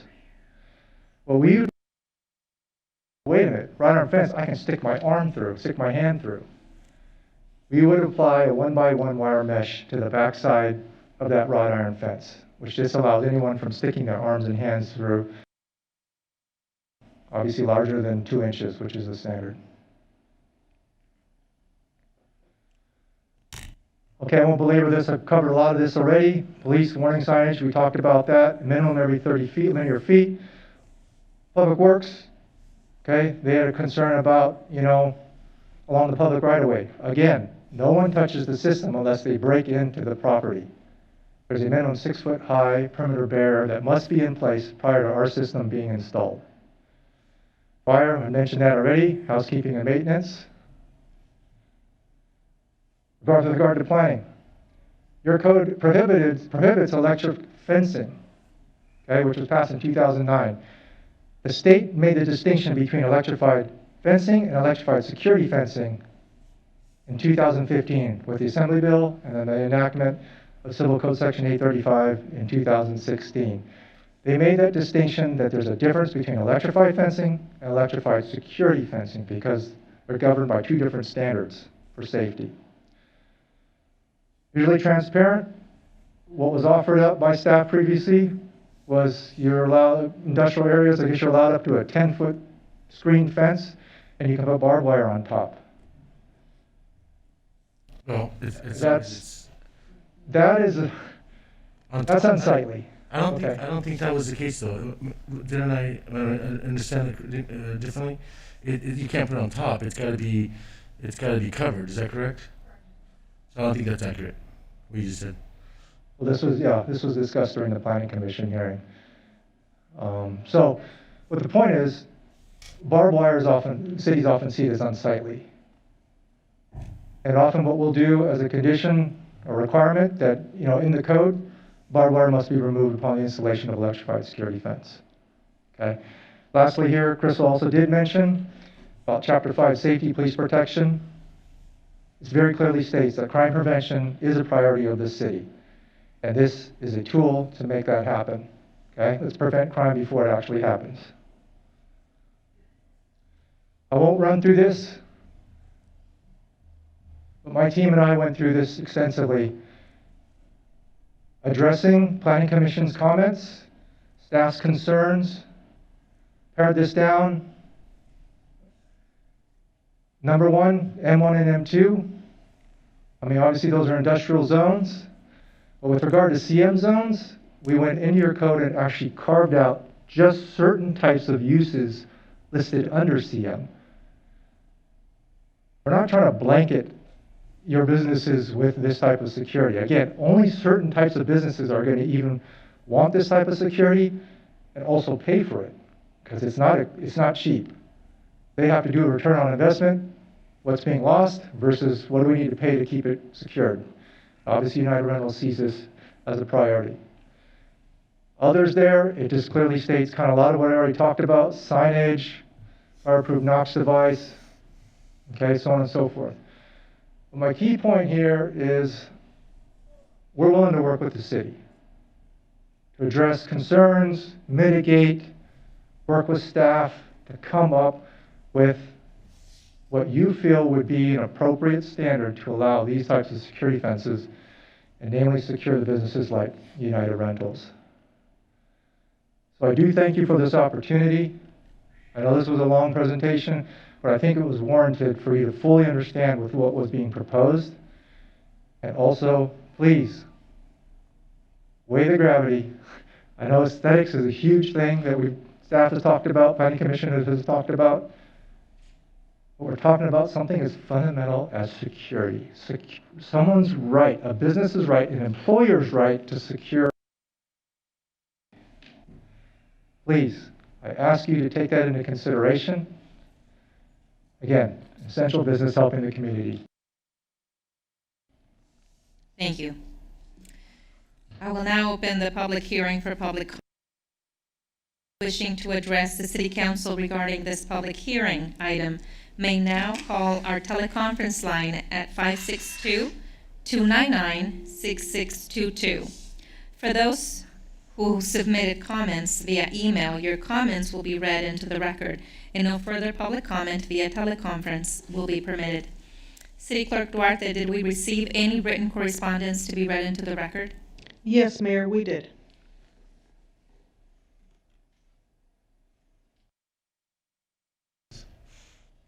We have one email from David Cochran of United Rental. Dear Mayor Pacheco, Mayor Pro Tem Prometa, and City Council members of Downey, I am writing to affirm our support for Zone Code Text Amendment PLN-20-00042 to allow the installation of electrified security fences. We are an essential business that has been continually targeted by criminals who burglarize and steal our equipment, tools, and supplies. In this time of global crisis due to COVID-19 and any other time for that matter, it is essential that our facility remain unencumbered and secured. To this end, United Rentals utilizes electrified security fencing at many of our facilities throughout California to ensure the delivery of products and services statewide. It has been our experience that this perimeter security system is the most effective at preventing criminal trespass and theft from our sites. In addition, these electrified security fence systems are preferred given the ease of installation and operation, discreetness, and safety. Here are our experiences and primary concerns at our facility here in Downey. Escalating crime issue and resultant impact on business. Numerous break-ins into the property, numerous police reports filed. United Rentals Downey has incurred significant loss from the theft in 2019 and 2020. Cascading hardship on customers that rely on delivery of United Rentals equipment for local construction. Additionally, being unable to deliver equipment is damaging to United Rentals' reputation. Safety concerns due to criminal activity. equipment on property requires specialized training, authorized personnel only, concern that criminals may attempt to move or operate equipment which poses a danger to United Rentals employees and the public at large, safety concern for employees that encounter criminals on property, unsuccessful measures to secure the property, existing 8-foot-tall perimeter walls and wrought iron fences, gates. These have been easily breached through. We continually repair the damage. Utilizing motion detecting video surveillance cameras have been reactive and does not deter trespass and theft. Most significantly, the burglars don't even care about being captured on video camera. In summary, we respectfully request that the City of Downey pass a zone code text amendment to allow businesses such as ours to protect by electrified security fencing. It is essential for the sustainability of our business. Thank you for your support. Thank That you, is Ms. all, Hall. Mayor. Do we have any speakers on the phone? We do not. Okay, members of the audience who wish to address the council regarding this matter and this matter only may now come forward and form a line while maintaining social distance.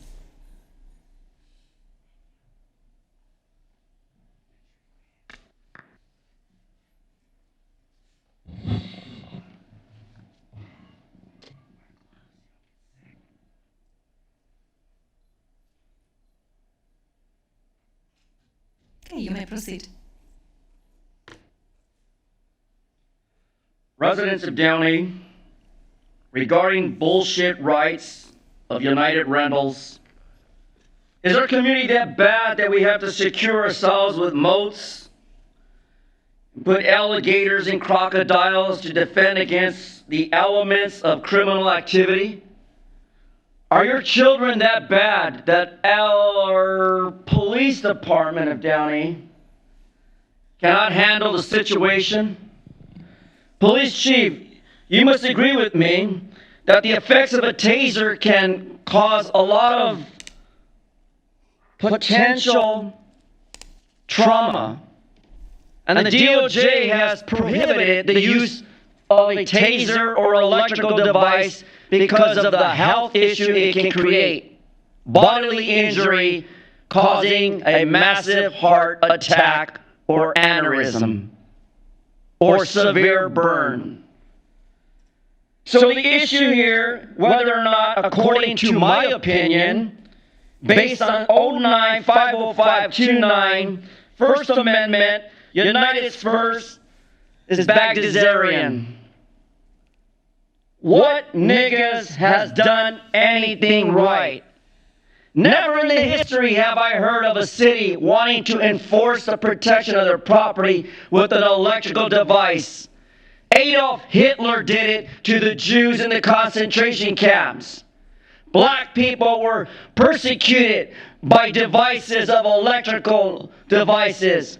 Minorities like me, a dumb nigger here tonight, defending the rights of every person in Downey to this abuse just simply because our children under SB 582 are criminals. Shame on you. That's the reason why we pay for police chief. That's why we pay for police to protect and serve.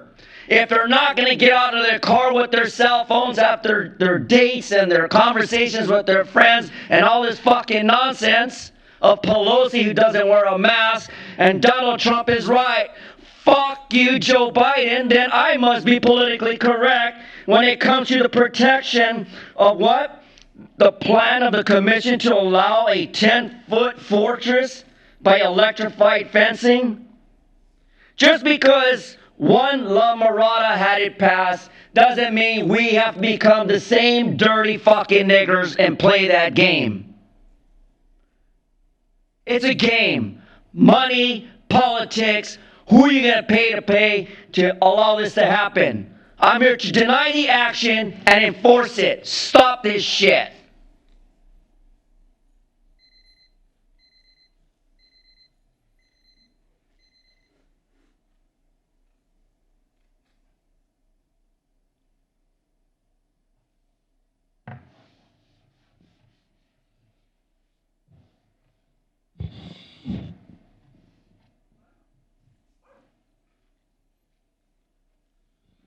Mike Greenspan, a Bruin butt kicking Florida Gator.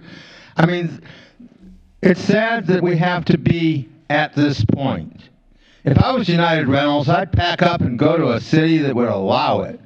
That's all. I would say, bye, Downey, and just take off and go someplace where they'd be friendlier. Because that's what happens. And we're now in an age where your wonderful supervisor at the county, Janice Hahn, is the leader of the alternatives to incarceration.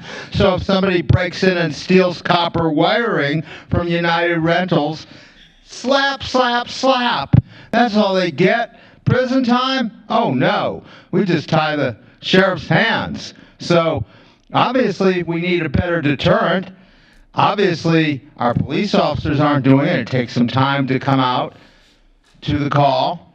What if they're at another call? What if there's an emergency, a big-time emergency some other place? Well, let the criminals wave to the cameras. Hi! Look at me. I'm stealing your copper wiring, which is very valuable. I do some recycling, and I've heard about the materials of the copper wiring. So this person wants a chance to protect their business. I would probably even move it out of state if I was this person to a place where they're more business friendly. This is a business hostile state. You tie their hands. You wonder why people are going out of business? Well, that's a good example. So if you want businesses to be a thing of the past and the jobs that go with it, go right ahead. Go right ahead. And our defunding the police will really work, folks. That'll really help it out too. And your bimbo supervisor, Janice, oh well, we don't have to send them to prison. So if our police come out there and catch them, they're going to let them go. That's what's going to happen. And so let somebody protect their business. But if it was me, I would have already moved that business, definitely out of Downey, definitely out of Los Angeles County, and probably out of the state of California, because this place is hostile to business.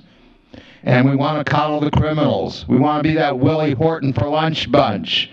Let him out of prison. Well, he only did a murder.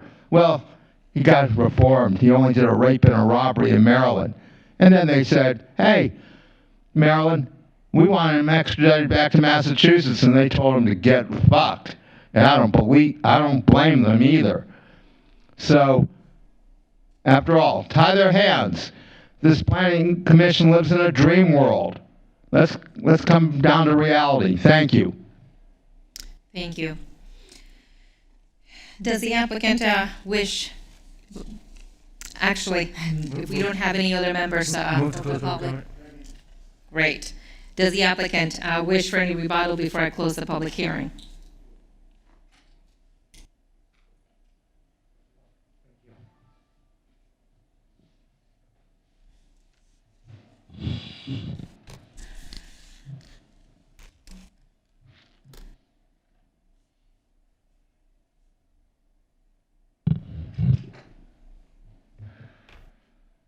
So, I do want to make a clarification.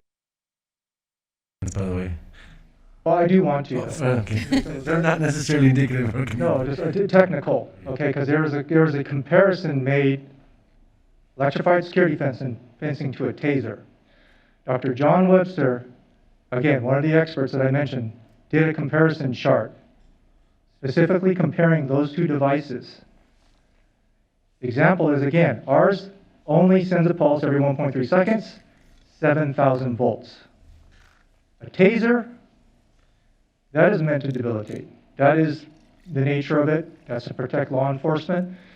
It operates upwards of 40 to 50,000 volts and pulses multiple times per second. So just to clarify, there is no commonality between the two. Totally different purposes. The electrified security fence is not designed to debilitate. Just wanted to make that clarification. So, thank you. I will entertain a motion and second to close the public hearing. So ordered by the Mayor Pro Tem. Are there any comments or discussion from my City Council colleagues? Yeah, so I want to ask a few more questions to the applicants. So, Hold on just a sec. Well, you'll have to reopen the public hearing. You just closed it. Reopen, and then you can ask your questions to the applicant. Okay. Sorry. Second. Okay, so my question to you, so first of all, the doorway, the entrance to get in, how do you electrify that part of the business? So like, because you have the fence that's solid, and I get that, but like the doorway, do you put like a temporary thing, or is that not done, or how does that work? So any type of gate will have basically insulated brackets. So anytime the gate is open, the electrified security fence basically moves with it. Okay. It's connected to it. So there is an additional gate for anyone to go through. You open the main gate, the whole security system moves with it. Because it's a business that has a gate, not a Which I need to picture that for myself. I wasn't sure if there was like, that was just a gap, or if there's a fence that's there, and so that clarifies it pretty well. My second question then is, you mentioned that with regular fencing, people would just, break the fence and kind of go through the fence. What prevents somebody from doing that to the electrical fence? Okay, well, certainly, number one is the signage. So anyone casing the property will see that there's an electrified security fence. If someone does cut through the fence and does challenge the electrified security fence, they will have to contend with a shock every 1.3 seconds, as well as an alarm going off. Again, which calls central call center, alarm, there's an audible alarm as well. And so it's just basically an additional layer of security for the property, if someone is so brazen to actually try to get through it. Okay, thank you very much. Any That's all I other- have. Okay, thank you. Thank Any you. other comments? Move to close. Okay. Is there a motion and second to adopt this resolution? Oh, I think I want to make some comments if you can. This would be the time for deliberation, whether you want to accept the staff recommendation, which is adopt the resolution to deny, or send some direction to the staff to bring back an ordinance. So Those would be your options. So I think obviously we're all very sympathetic to the business owner who's been having challenges in the break-ins. The problem I have with this is obviously the precedent it's creating, and also the fact that in our community, this particular zone, it's, as you can see on Firestone, Imperial, Woodruff. I mean, you have a kind of a mix of areas that are mixed commercial, mixed M1, M3 zone, and so I think the concern here is we're going to create this fortified, look mixed with retail and you have homes across the street. That the image it creates, negative image it creates is not good for our community. I would like to see staff work maybe a little bit more with businesses such as this for alternatives in our ordinances for fences and things of that nature. I think the fact that that communities don't allow it in car dealerships, but they allow it in others, tells you that there's a perception image factor that's very important here. Because if it wasn't, then why not put it against a business that probably has the biggest amount of assets in the city, and probably close to $50 to $100 million in assets. I don't know about that much, but some of these car dealerships. So that's the issue I have. The other issue we have is I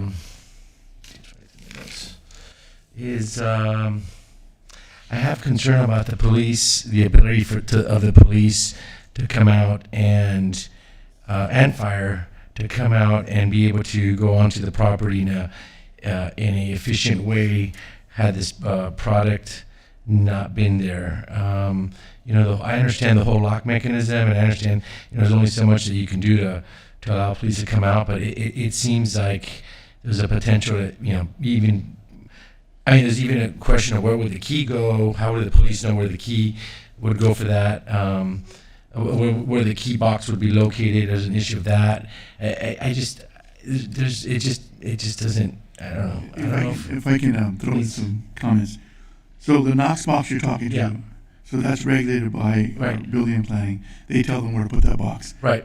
And if the key is an issue, the key can then, we can get more keys for our police department. For example, every supervisor should have one per shift.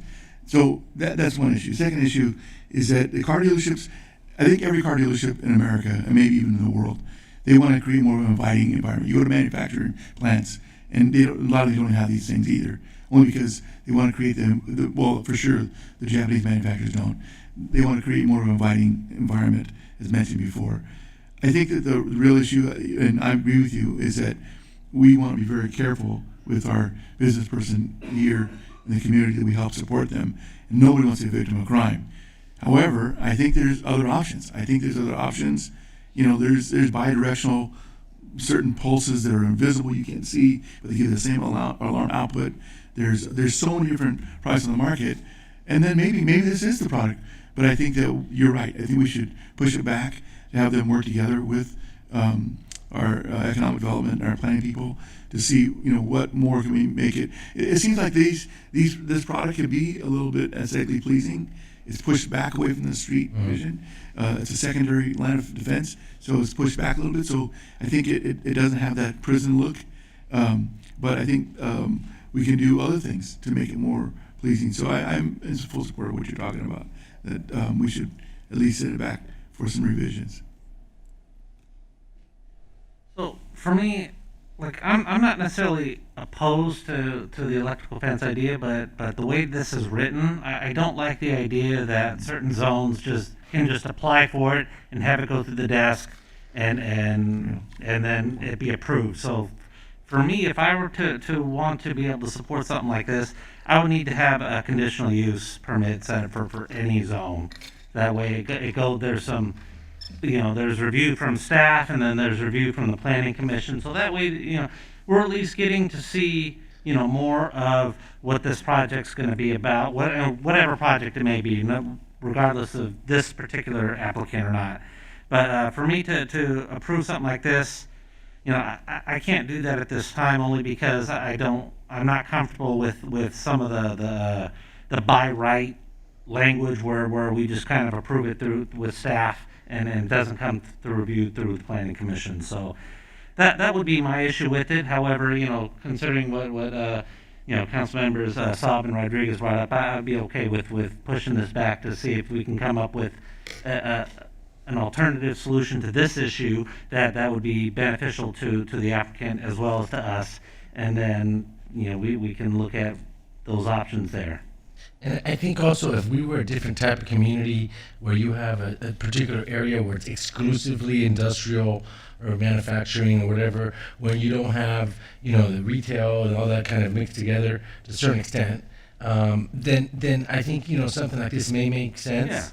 Yeah. But unfortunately, we're a built-out community that, wasn't necessarily a planned community, and it just, unfortunately, I think we'd be, we're all fooling ourselves to think that it's not going to give the prison look to a certain extent, like Rick says, and it's coming right into the city, unfortunately. And believe me, we're all sympathetic. I think that, I don't know. It's hard for me to support it. Thank you. Thank you for your presentation tonight. There's no doubt my council colleagues and I agree on the fact that we want you to be successful, and we want United Rentals to continue to operate in our city. It's already been said. I don't want to continue to underline what has been mentioned, but my sentiments echo what has been said already. The image of our community is very important to us, and I believe there other alternate means that we can help you, that our community development department can help you and address the security concerns. Again, it's been mentioned, if our community had areas that were strictly designated for industrial area, I think that would be a different type of conversation, but that is not where we're at. And I think that for us, is really important to look at, the decisions that we're making now, and also that is what is going to pave the way forward for other businesses potentially. And also from the standpoint of the potential health impacts. I know that you presented a couple of articles from those professors and biomedical engineers, but again, I think that there's still some concerns in that regard, and unfortunately, I'm not able to support that at the moment. And so, if my council colleagues don't have anything else to comment further, again, I want to thank you for the hearing tonight, and we want to help you be successful, but I would also like to ask the staff to look at other alternative ways to provide security. And very good presentation, by the way. Absolutely. Very good, and good product. It's just, Yeah. We'll look at other alternatives. Actually, went to the highest extreme without taking a look at some of the others first. So we'll circle back on those. So absolutely. Thank you.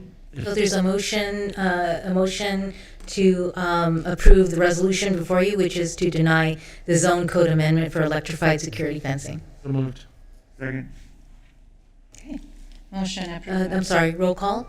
So this is the motion to Deny. To deny, that's right. And if you want to add to that direction to staff to work with I think the business owner, you can add Yes, that I too. think that's, You got those it. comments were Okay, given. so adopt the resolution denying and direction to staff to work with the business owner. Yes. Okay. City Clerk Duarte, could you please take roll? Yes, Mayor Pro Tem. Councilmember Ashton? Yes. Councilmember Rodriguez? Yes. Councilmember Saab? Yes. Mayor Pro Tem Prometa? Yes. And Mayor Pacheco is excused. The motion is approved unanimously.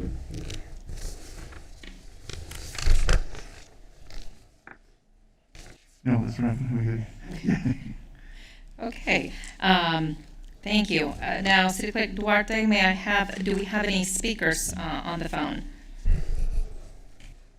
Yes, Mayor, can I have you read the Oh, yes, the consent calendar. Thank you. non-agenda public comment first? Yes, thank you. Yes, this is the non-agenda public comment time. Now is the time for non-agenda public comment. Members of the public wishing to address the City Council regarding non-agenda public comment may now call our teleconference phone line at 562-299-6622. For those who submitted comments via email, your comments will be read into the record, and no further public comment via teleconference will be permitted. Before we begin the non-agenda public comment period, I would like to remind members of the public participating telephonically rules contained in the Downey Municipal Code prohibit any conduct that disrupts, disturbs, or interferes with the orderly conduct of the meeting, even if you're participating telephonically. Each speaker shall have 3 minutes to address the council on issues that are within the city's jurisdiction.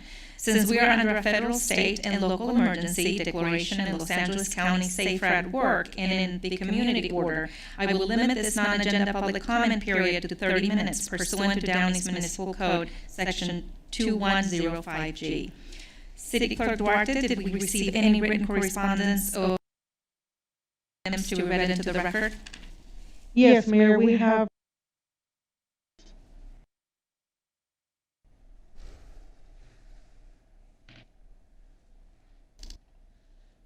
first email is from Hava Buchanan. Time and time again, at every single meeting, there is a racist or several spewing hate speech. The City Council should not allow hate speech at our meetings.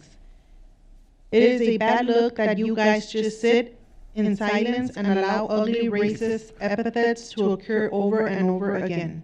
Free speech is protected, but hate speech is inexcusable.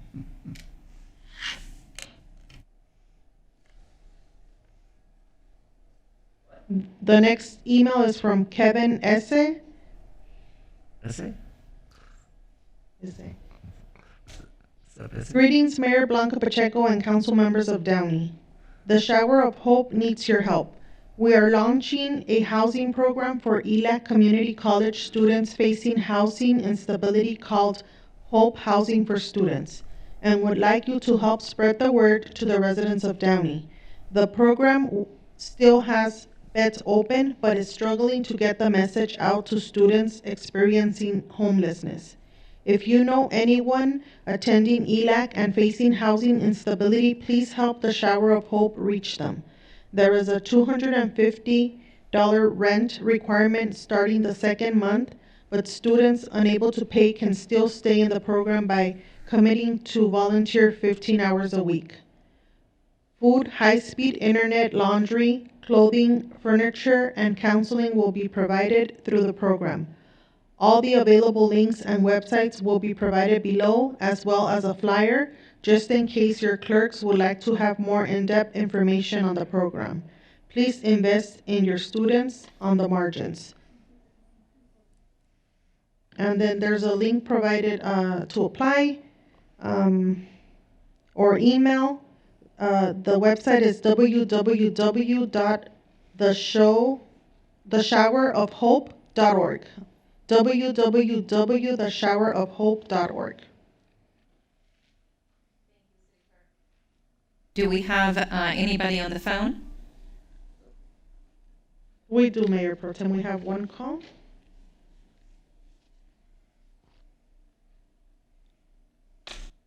Please state your name and begin speaking. Yes, my name is Billy. Can you hear me? Yes, go ahead. Okay. Yes, I'd like to talk about all of these things I see the meeting. I run a taco stand, and I try to use outdoor dining. But the problem is I asking the city to give me a portable bathroom and hot running water for my customers. But you motherfuckers, you do not get back to me. How am I going to serve people with a fucking mask if they eat a taco and have taco sauce on their mask? You tell me you can take off the mask, and then the city come around, they take photo and say your customer need to wear your mask. If you don't wear your mask, they close down your taco stand. And this is the problem with these fucking people in the city. Everywhere you go, it's the same shit every day. I see all these people all close their business, except the two business open. One is these fucking lawyers, and the other is these fucking real estate people that want to buy the back of your fucking backyard to put up a accessory dwelling unit or some kind of shit. You just want to stack and pack us like we're fucking cows. That's all you want to do. And then you want the government and Donald Trump to give you reimbursement. How are you going to give reimbursement? You're voting for Joe the senile Biden and Kamala Camel Cunt Harris. You're taking the wrong ticket to bankruptcy. Yes, you are. So on behalf of everybody in Downey, we need a new mayor. We need a mayor we can trust. We need a mayor that's responsible. Vote for Armando Harmon for mayor in November. He is the only candidate that can replace the current cunt that's there that's destroying our city's future, along with the other fat slobs like Saab the slob and the other slob, and then that fat slob. The only other person that's any good is the police chief. Where's his Ferrari? You promised him before COVID you buy him a fucking Ferrari. He redid his garage at taxpayer expense, and he does not have his Ferrari. Give him a Ferrari. Because when the mob come in... Waiting for Mencino.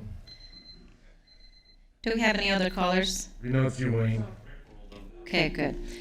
Before we move to members of the audience, I want to have Rakti come up. I neglected to have her come up earlier during our presentations, and I want her to do that before we move on. Come up, Rakti. On public comment? I'm confused. What? I'm confused.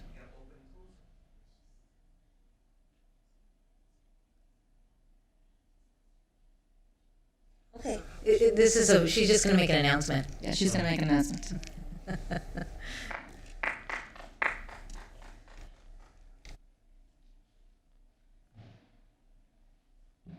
Good evening, everybody. Thank you so much for having me. I do apologize for interrupting the public comment session. I just wanted to mention that this month, September, is National Preparedness Month.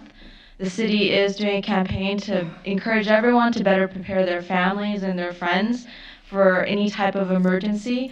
Follow us on our social media, whether it's the city's social media or Downey's Emergency Management. We're doing a contest each week where you can win free first aid kits, CPR kit, and an emergency blanket to really add to your emergency kits. And please do, we're currently in an emergency, the pandemic, September also marks a very important part of our history. September 11th is just right around the corner. It was just 19 years ago we lost many American lives, and so we can never stress enough about personal preparedness. Take care of yourself, take care of your families, and again, I encourage everyone to participate in the campaign this month. Thank you. Thank you, Rakti. Thank you for the announcement. Now, members of the audience who wish to address the council regarding non-agenda items may now come forward. Mayor, we're still on non-agenda? Oh.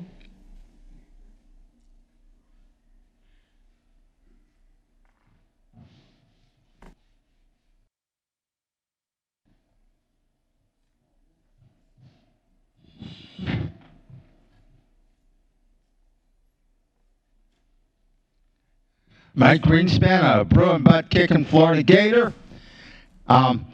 Now, somebody's not here tonight, Antonio Ramirez, and she wants me to say that the Operation Turnkey is one of the biggest failures around. And of course, that happens at our taxpayer expense. Before the coronavirus came along, the flavor of the month for many, many months was the homeless issue. Well, they wanted to send her, the supervisors, wanted to send her to a place at 7th and Union. I mean, nothing but junkies and how else? White trash and Chongo gangbangers and just street niggers, that kind of type. And she's not in that crowd. And so I'm just wanting to let you know that people, it's kind of like an alcoholic. One day at a time. Well, one day that she can have a roof over her head each and every day at a time. When she was here at the council meetings, there was a for rent sign. So she called up, found out it was about $1,500 a month. Well, her Social Security check doesn't come anywhere near paying for that. Affordable housing. Well, that's great if you're Shaquille O'Neal or Steve Ballmer or Magic Johnson, but the average person can't afford it. And so one of the best things I've suggested was to completely scrap the UCLA football budget and transfer that money down to the local level for homeless support services. A winner of an idea instead of just regular losing football from UCLA.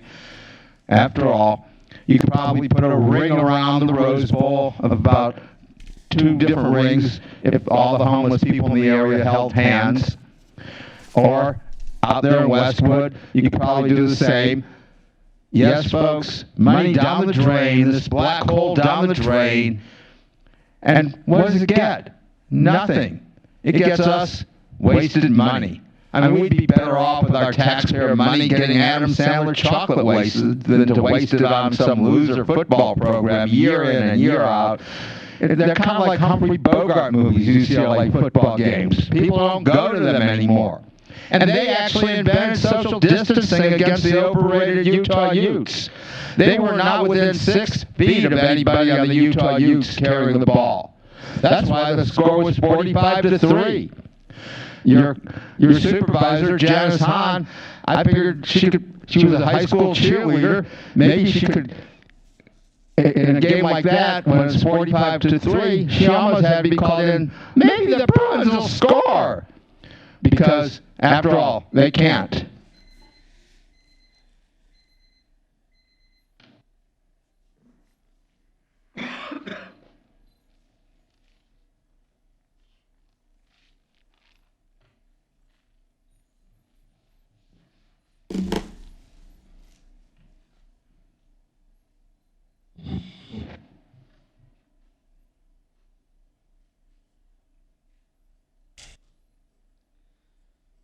Is the mute button on?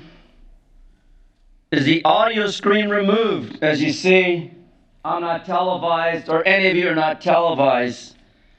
It's apparent that the number of speakers on any item is bullshit. Miss Melissa Melendez from Sacramento put it very clear. Fucking bullshit. And the Republican who used a 4-lettered word. Fuck! Why are we passing bills at 11:57 p.m. in Sacramento while American people are dying? While the governor's absence, while these fucking fires rage up and down California. 40 strong. And I'm exaggerating. You do the math. And all this apocalypse of ash raining down on us proves that I'm right. God hates homosexuality, and we're all going to die, if that's my opinion. So God save you, Rick Rodriguez, because you are a part of the censorship. You too engage in monitoring and censoring our participation when you remove us from anywhere in YouTube or on the screen, but I'm glad the children are listening. They're understanding that in America you have First Amendment. And no fucking Senate bill can save you from First Amendment. Donald Trump is right. Fuck the Koreans. And the military people believe that America is great will say, fuck the enemy. So where do we stand in society today? Anthony Rendon is a sellout. Nancy Skinner is a sellout. They call themselves a team support business by Gavin Newsom. Fuck you. In addition to that, the League of California Cities, criminals at 1400 K Street, Suite 400, 95814 zip code. Call them 916-658-8200. Ask for Michelle, the attorney from Pasadena, and ask, where's the advocacy for rent control? Where's the advocacy to protect citizens of the United States from being homeless and sleeping on the fucking streets, you assholes? Bullshit. Education and training, members, visibility with SLAP and TROs, and what? Governance of organization effectiveness. Fuck you. 42 U.S.C. 1983, shitholes. Thank you, Mr. Herman.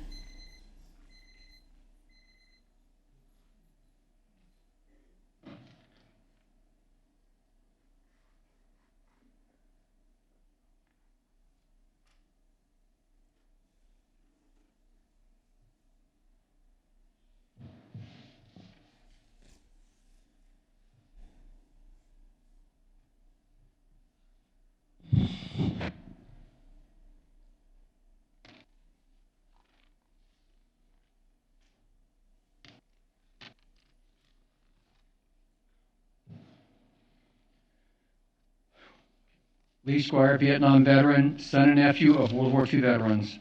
Good evening, Mayor, City Council, and we the people of the City of Downey. Subject are Veterans Day and participation by Jewish rabbis.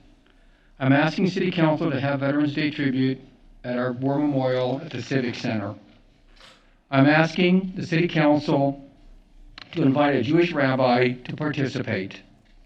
I asked Rabbi Abraham Cooper of the Museum of Tolerance of Los Angeles, why have I noticed that there are no Jewish rabbis participating on Memorial Days and Veterans Day tributes and services across America? He responded, we were never invited. The 75th anniversary of Victory over Europe, called VE Day, May 2020, was the liberation of Europe from Nazi tyranny. It was also liberation of Jewish people from Nazi tyranny. On behalf of U.S. military veterans, I'm asking the City Council to invite Jewish rabbis to participate this Veterans Day, November 11, 2020, and all future Memorial Days and Veterans Day celebrations. May God bless America. May God bless the nation of Israel. May God bless our U.S. military and its veterans. Thank you. Thank you. Do I have a Madam motion to? Mayor Pro Tem, can I address his comment real quick? Yes. So I want to clarify something. We do have a Jewish rabbi as part of our clergy council, and that Jewish council meetings every month. He's also invited to every event we have. He attends when he can, but he's also a prison chaplain that can't be at everything. And so, if you'd like, I'd be more happy to introduce you to him. He belongs to the temple right there on Lakewood Boulevard. Yes, sir. Thank you. Is there a motion to close public comment? Second. Thank you. Moving on to the consent calendar. Now is the time for consent calendar items. Members of the public wishing to address the City Council regarding consent calendar items may now call our teleconference line at 562-299-6622. For those who submitted comments via email, your comments will be read into the record and no further public comment via teleconference. Duarte, did we receive any written correspondence on consent calendar items? We did not, Mayor Pro Tem. Do we have any speakers on the phone? We do not, Mayor Pro Tem. Okay, members of the audience who wish to address the council regarding consent calendar items and consent calendar items only may now come forward.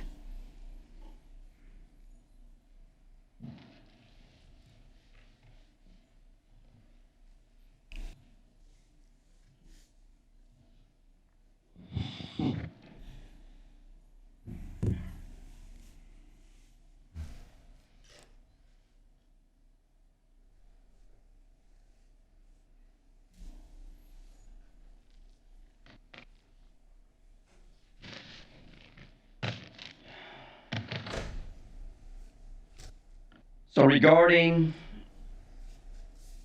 work permit for Paramount Boulevard and Firestone Boulevard landscape. Never seen such an expensive bill regarding the median. Can any of you explain why we're at $600,000 and $700,000 for a landscape median when people really don't care? They have no regard. Look at some of the homes in our areas that have fallen apart and gone to despair because, again, some people are not working. Some families can't go to school. Some families can't even work anymore.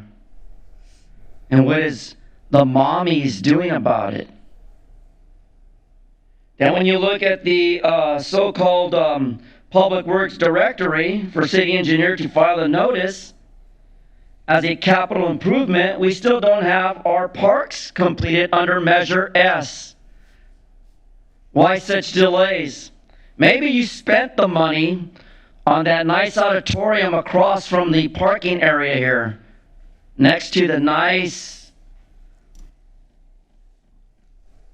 Hilton, Sheraton, whatever amenities we have there to sleep overnight, like Jose Huizar, maybe with his girlfriend. And what about the number 6?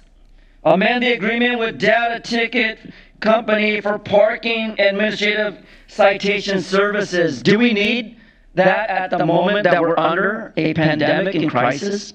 Citing poor, vulnerable minority I don't know what an immigrant is anymore. For all I know, I'm a fucking wetback. And I'm proud to be a fucking wetback. I'm proud to be a black motherfucker too, because I'm dark skinned. But to go out and ticket people simply for parking over the time frame, or maybe finding that you don't like a particular homeless person that's sleeping in their car or motorhome in your area because we're not doing anything to assist them. Thank you, Genison, LASA, and any of those fucking supportive groups that don't do anything other than cite people for simply what? Citation services under the mayor to execute the agreement with the police. Well, I'm an NWA, a real nigger with attitude. And you're hearing it tonight under my frustration of COVID-19 and the way you hostility towards people of color like myself when you monitor and censor our public speech or free speech. Thank you, Mr. Herman.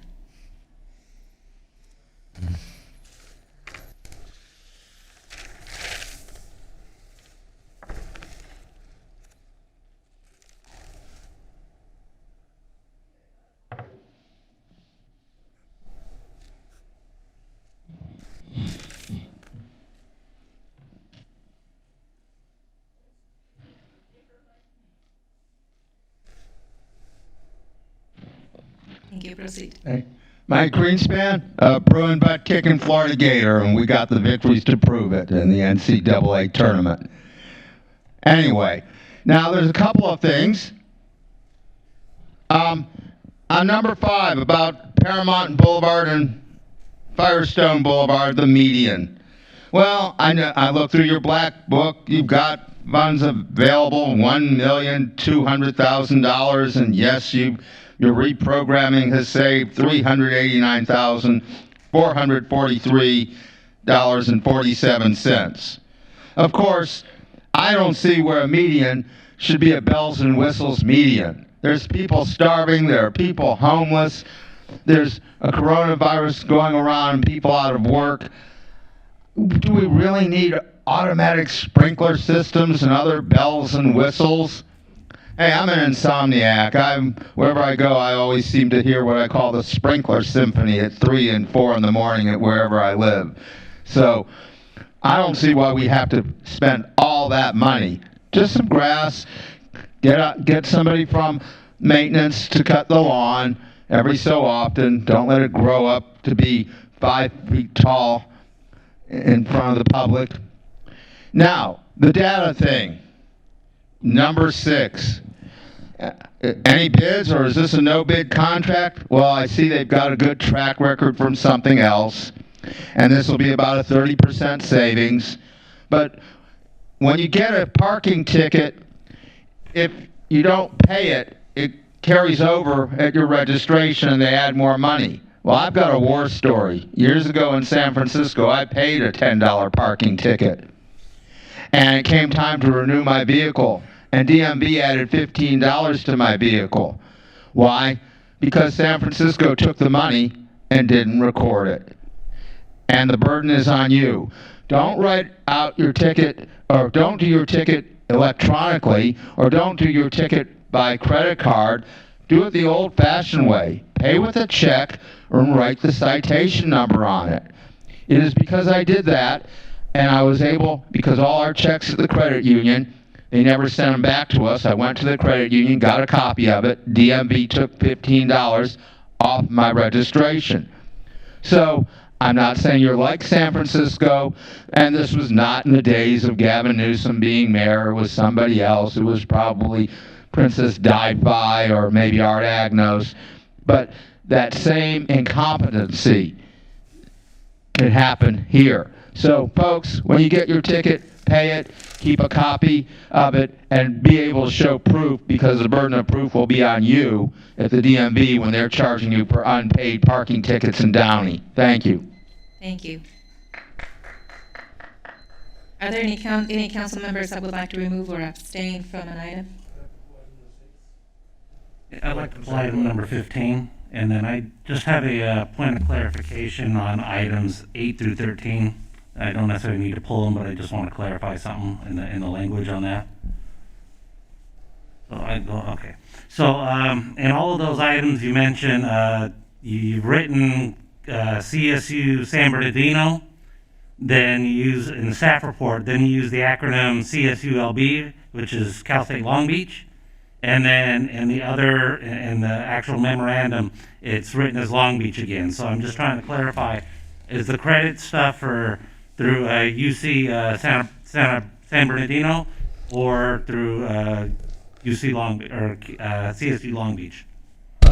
Councilman James can come up, but I think one of them is because it's a quarter system, and one of them is a semester system. It's just in the staff report it's written weird because it does say San Bernardino and then right after it uses the acronym CSULB. Okay. So yeah, just to clarify with that, we use both schools currently, and so Cal State San Bernardino is what we use for the quarter system, and Cal State Long Beach is what we use for the semester system. So we're moving towards Cal State Long Beach with all of them, and so we'll be using that as the cap for all of the schools, whether they're on the quarter or the semester. That's using the semester. So I apologize if that was confusing, but yes, it is Cal State Long Beach for all of them. Thank you. Thank you for clarifying. Then I'm just pulling item 15. Okay. Move to approve the memorandums. Second. Councilmember Ashton? Yes. Rodriguez? Yes. Councilmember Saab? Yes. Mayor Pro Tem Prometa? Yes. And Mayor Pacheco is excused. The consent calendar is approved with Councilmember Saab pulling item number 6 for separate discussion and Councilmember Ashton pulling item number 15 for separate discussion.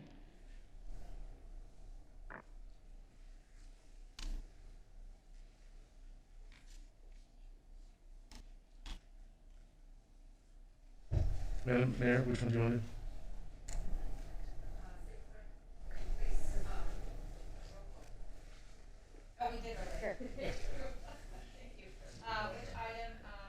6 and 15? Yeah, I pulled item number 6 because so that item it's asking for it's an amendment or addendum to the contract, and sorry, my computer just.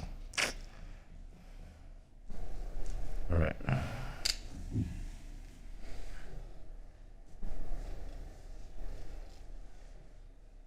So I guess because the report doesn't, it just says that it's asking for an addendum to the existing contract, and it says staff negotiated amendment to the contract that allows the data ticket revenue experts to do the same with our administrative citations. I'm sorry, what exactly are we being asked to do on this item, Captain? Councilman Saab, let me make a correction. It's actually not an amendment, it's a new contract. And we actually did the RFP process this time, and we combined with community development for the code enforcement administrative citations. So it's actually a new 5-year contract with data ticket. Okay. It's not an amendment. It's not. So it's a new agreement with a new company altogether, or is this a new company? No, we've used a data ticket for numerous years, but this year, after the RFP, they were selected, but we combined the billing with the code enforcement administrative citations. So it's a newly written contract. Because the report's not very well, it's not super clear. I agree. Yeah, so I didn't really know what it was asking us. And then having said that, let me take this up because I'm talking. Having said that, I think now's a good opportunity to address, which I think is I bet we've all received these complaints from residents when they've gotten a ticket, and then the whole ability to appeal it is a little bit cumbersome. It's not the easiest. I don't know if I don't think I've ever gotten a ticket, a parking ticket in the city, but people have that have reached out to us, and for some reason every time I go to the post office somebody complains to me about the process, but that it's far away. I guess it's in Irvine, from what I've heard from some people and from other people, that the process is just not very simplified. I wonder how, if at all, the new contract can address that, because I think that's important for our residents to be able to have that opportunity to be heard. I agree, and actually the process is three-part. The initial process, the appeal process, it goes before our traffic sergeant, who reviews any disputes. And additionally, now we have body-worn cameras for our parking enforcement folks, so they tape all the citation processes as well. If they don't, if they want to further appeal it, their ticket's not taken care of at that point. It goes to data ticket, and they go to an independent hearing officer. Those hearings are now being held here at City Hall. Now they're at City being Hall? held here at City Hall. Oh, And they then weren't in the additionally- past, right? No. You know, I don't know where that came from. I heard what you said about Irvine. They've always been held locally, as far as I know, unless there was perhaps some kind of an anomaly because we couldn't do it here at City Hall. I know Data Ticket has hearing officers that go to different locations, or maybe it's when the applicant could schedule it. Maybe the day that it was here at Downey wasn't convenient for them. I'm not sure why that happened, but if you had specific cases, I could definitely look into it. And what's the third? The third option is if they are still not happy with the decision of the hearing officer, they can go through Superior Court, and then they go to downtown LA to have their case heard in Superior Court. And the second option, is that like in the second floor, or is that, I mean, what's the formality of that, do you know? So they make the appointment through Data Ticket, and they arrange, I think it's through code enforcement, to have the hearing held on the first floor. Perhaps Aldo can speak. Yeah.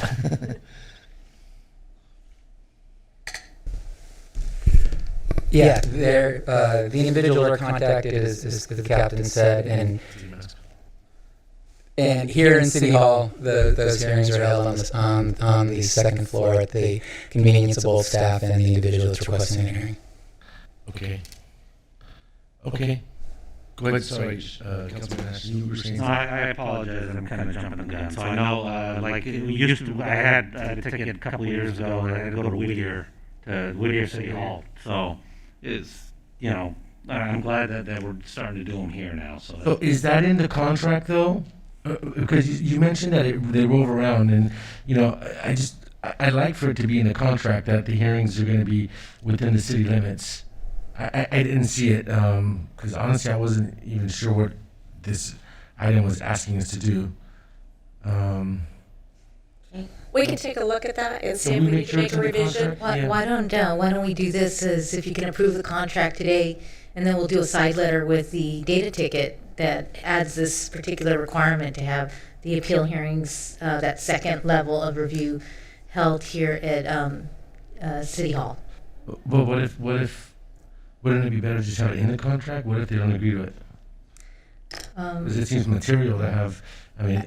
You could put it in the contract. This contract is organized a certain way, so it just needs a little time just to look through, see where it should fit. So, should we bring it back then? Well, just to carry this on, just so we have a clear understanding. So let's assume we approve this tonight. Let's assume we ask them to do what Councilmember Saab is asking, and let's then assume that they say no. What can we do then? Right. Come back to that? Yeah, I'll come back. Yeah, it would come back. We wouldn't execute the contract. All we do is just bring it back. I just so that everyone's clear. So. Yeah. I don't think they're going to have a problem with it, but okay.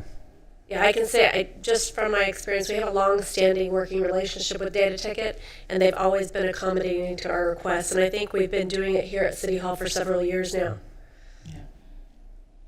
Okay, do we have a vote too? Okay, so I'll make a motion, we approve, subject to that modification that requires that the appeal, in-person appeal, be done here within city limits. We'll just add it as 13.4. If you want to add the language, I'll just put it under at the very end section there that says, you know, the appeal hearings are to be held here at Downey City Hall. And by the way, I'm curious, who is this hearing officer that hears it from Deer? What qualification? I'm sorry, and you probably don't. Well, they'll often hire retired law enforcement personnel to be independent hearing officers. And the vehicle code requires certain level of training. Okay. Yeah. Perfect. Yep. Great. I was curious. We'll add 13.4 to the contract that will say appeal hearings are to be held at Downey City Hall. Perfect. Thank you. So the motion stands. Okay. I'll second. Can we take a roll call? Yes. Yes. Councilmember Ashton? Yes. Councilmember Rodriguez? Yes. Councilmember Saab? Yes. Mayor Pro Tem Prometa? Yes. And Mayor Pacheco is excused. The motion is approved unanimously. Okay, then moving on to item number 15. Yes, please. Yeah. So, I brought this up only because I still wasn't really sure about how this was going to work. For me, it's just something like we've been doing these plaques for a while now, and when I talked to City Manager Levis about this, and I'm going to ask you again, have we done the plaques? Have we changed the way we've done our plaques since you've been involved with the city? Have we done? No. What we've done in the past is we have the council members, the staff that are on there on the plaque, and then we've also, as I indicated to you, we did research on this, and we have found that there are been other times in the city's history where we included the Parks and Rec commissioners and others depending on the project. So. In the time that I've been here, it's strictly been the council members and staff. And for me, I still feel that, regardless of the good intentions from my colleagues, I just can't really support kind of changing what we've done for the past, I'm guessing 13 years now. So, yeah, that's where I stand on that. And, if colleagues want to comment on that. Yeah, so I'm the one that started this thing, so I'll chime in here. I started because the fact that Measure S Oversight Committee is new. We haven't had Measure S for 13 years, nor have we had a group of people that have been able to dedicate themselves to this spending like we've done with Measure S. Number one. Number two is primarily my biggest reason for doing this is because of Dave Gaffin. I think that Dave Gaffin was a tremendous servant to our city, to our chamber, to the nonprofit world in general. And Dave Gaffin, like much of us, gave countless hours, days, weeks, months, and years to our community with expecting nothing in return. So to have his name, along with his colleagues of Measure S Oversight Committee, on a plaque, a piece of bronze or whatever you're going to make it out of, and placed somewhere, I think that's a fair tribute to do that for a guy. Hopefully, when I'm dead and gone, hopefully you'll say good things about me. But Dave was a tremendous good guy, and for that reason, never asking for anything for himself, only giving of himself. So I think for that reason in itself, that's the right reason to do this. I think that we can't just put so many policies on top of policies just so they sound good. I think that we have to really look in our hearts and do the right thing when no one's looking. That's just the way I believe. So that's why I brought it up, because Dave Gaffin was my primary goal, but there's the others that gave themselves as well. The others that are on his colleagues that gave just as much time as he did, that I believe should be recognized. If I may add, because I was part of that subcommittee as well, I think it's important when we talk about a community that it continues to evolve, and again, Measure S is such a tremendous project in our city, and I don't think, again, unless over the next 50 years or the next 30 years we redo our library again or redo our parks, but this is really it's such a milestone for our community, and we always talk about engaging and the engagement of people, and looking at the individuals that have been involved with the Measure S subcommittee and also the Parks and Rec Commission. These are folks that are engaged, that, to Councilmember Rodriguez's comments, they give of their time, their talent, and their effort. And I think that, this is part of what makes Downey the special community it is, that it has people that love this city, that love it so much they are willing to sacrifice of their time to be a part of various commissions. And in many other cities only wish they could be who we are. And so again, it is a small token of appreciation to people that are fully engaged and fully in. And I think this is also representative, I think, for other generations that, we are here to serve, and we are here, some of us may serve our city in the capacity of elected officials, and it's an honor and a privilege, like all of us, but other people may not have that interest, but yet they serve and give back in other ways. And so we thought it would be appropriate to give this small token of gratitude and appreciation to these folks that have been involved through this. Alex, you're up. Okay, let's vote.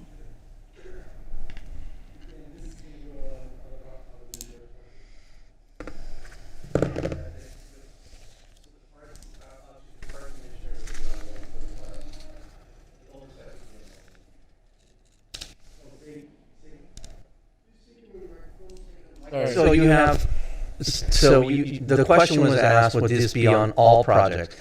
So you would have the oversight on all projects, but the parks commissioners would not be on all projects because they didn't work on all the projects, only in the parks. So, for example, you wouldn't have them on, let's say, the fire stations or the theater, those areas that they did not work on. Sure, that makes sense. Yeah. Okay. I do have a motion to. Mayor Pro Tem, can we ask for a motion and a second, please? That would be a motion to approve the recommended action. So do you want to make a motion or no? Okay. Okay. Councilmember Ashton? No. Councilmember Rodriguez? Probably yes. Councilmember Saab? Yes. Mayor Pro Tem Prometa? Yes. And Mayor Pacheco is excused. The motion is approved with Councilmember Ashton voting no and Mayor Pacheco excused. Thank you, City Clerk Duarte. Now, looks like we are at the end of our time together. We will adjourn the meeting and the memory of the following individuals. And please bear with me. Oh, yes, thank you. Do we have any staff member comments? City Manager Levis, do we have any comments tonight? Just really quickly, I just wanted to assure everybody that with our new fiscal year, we're now in September. We started, new fiscal year started in July. We're keeping an eye on the ball. I also want to thank the budget subcommittee and Anil Gandhi, who we're working on that, making sure that we watch our numbers as we go through this next year, and we endeavor to make sure that we will hopefully deliver another balanced budget. That's certainly premature, but we will always watch it all the way through, and we will be providing to the council an update in terms of where our goals are. That should be coming also pretty soon. And again, as a reminder, we did do the final accomplishments for last year. A lot of things were in there, so I know that sort of comes and goes, but it's actually a big deal to monitor those things. So that's it, and I did want to thank staff for all their help on that. So thank you. Thank you, City Manager. The City Council meeting is now adjourned in memory of Tamaris Bohannon, 29, St. Louis Police Department, killed in the line of duty. Troy Morris, 58, from Mississippi, Highway Patrol Lieutenant, killed in the line of duty. Brian Smith, firefighter, St. George Island, volunteer, fire department, killed in the line of duty. Victims of September 11th, and all the lives lost due to COVID. If we can have a moment of silence, please.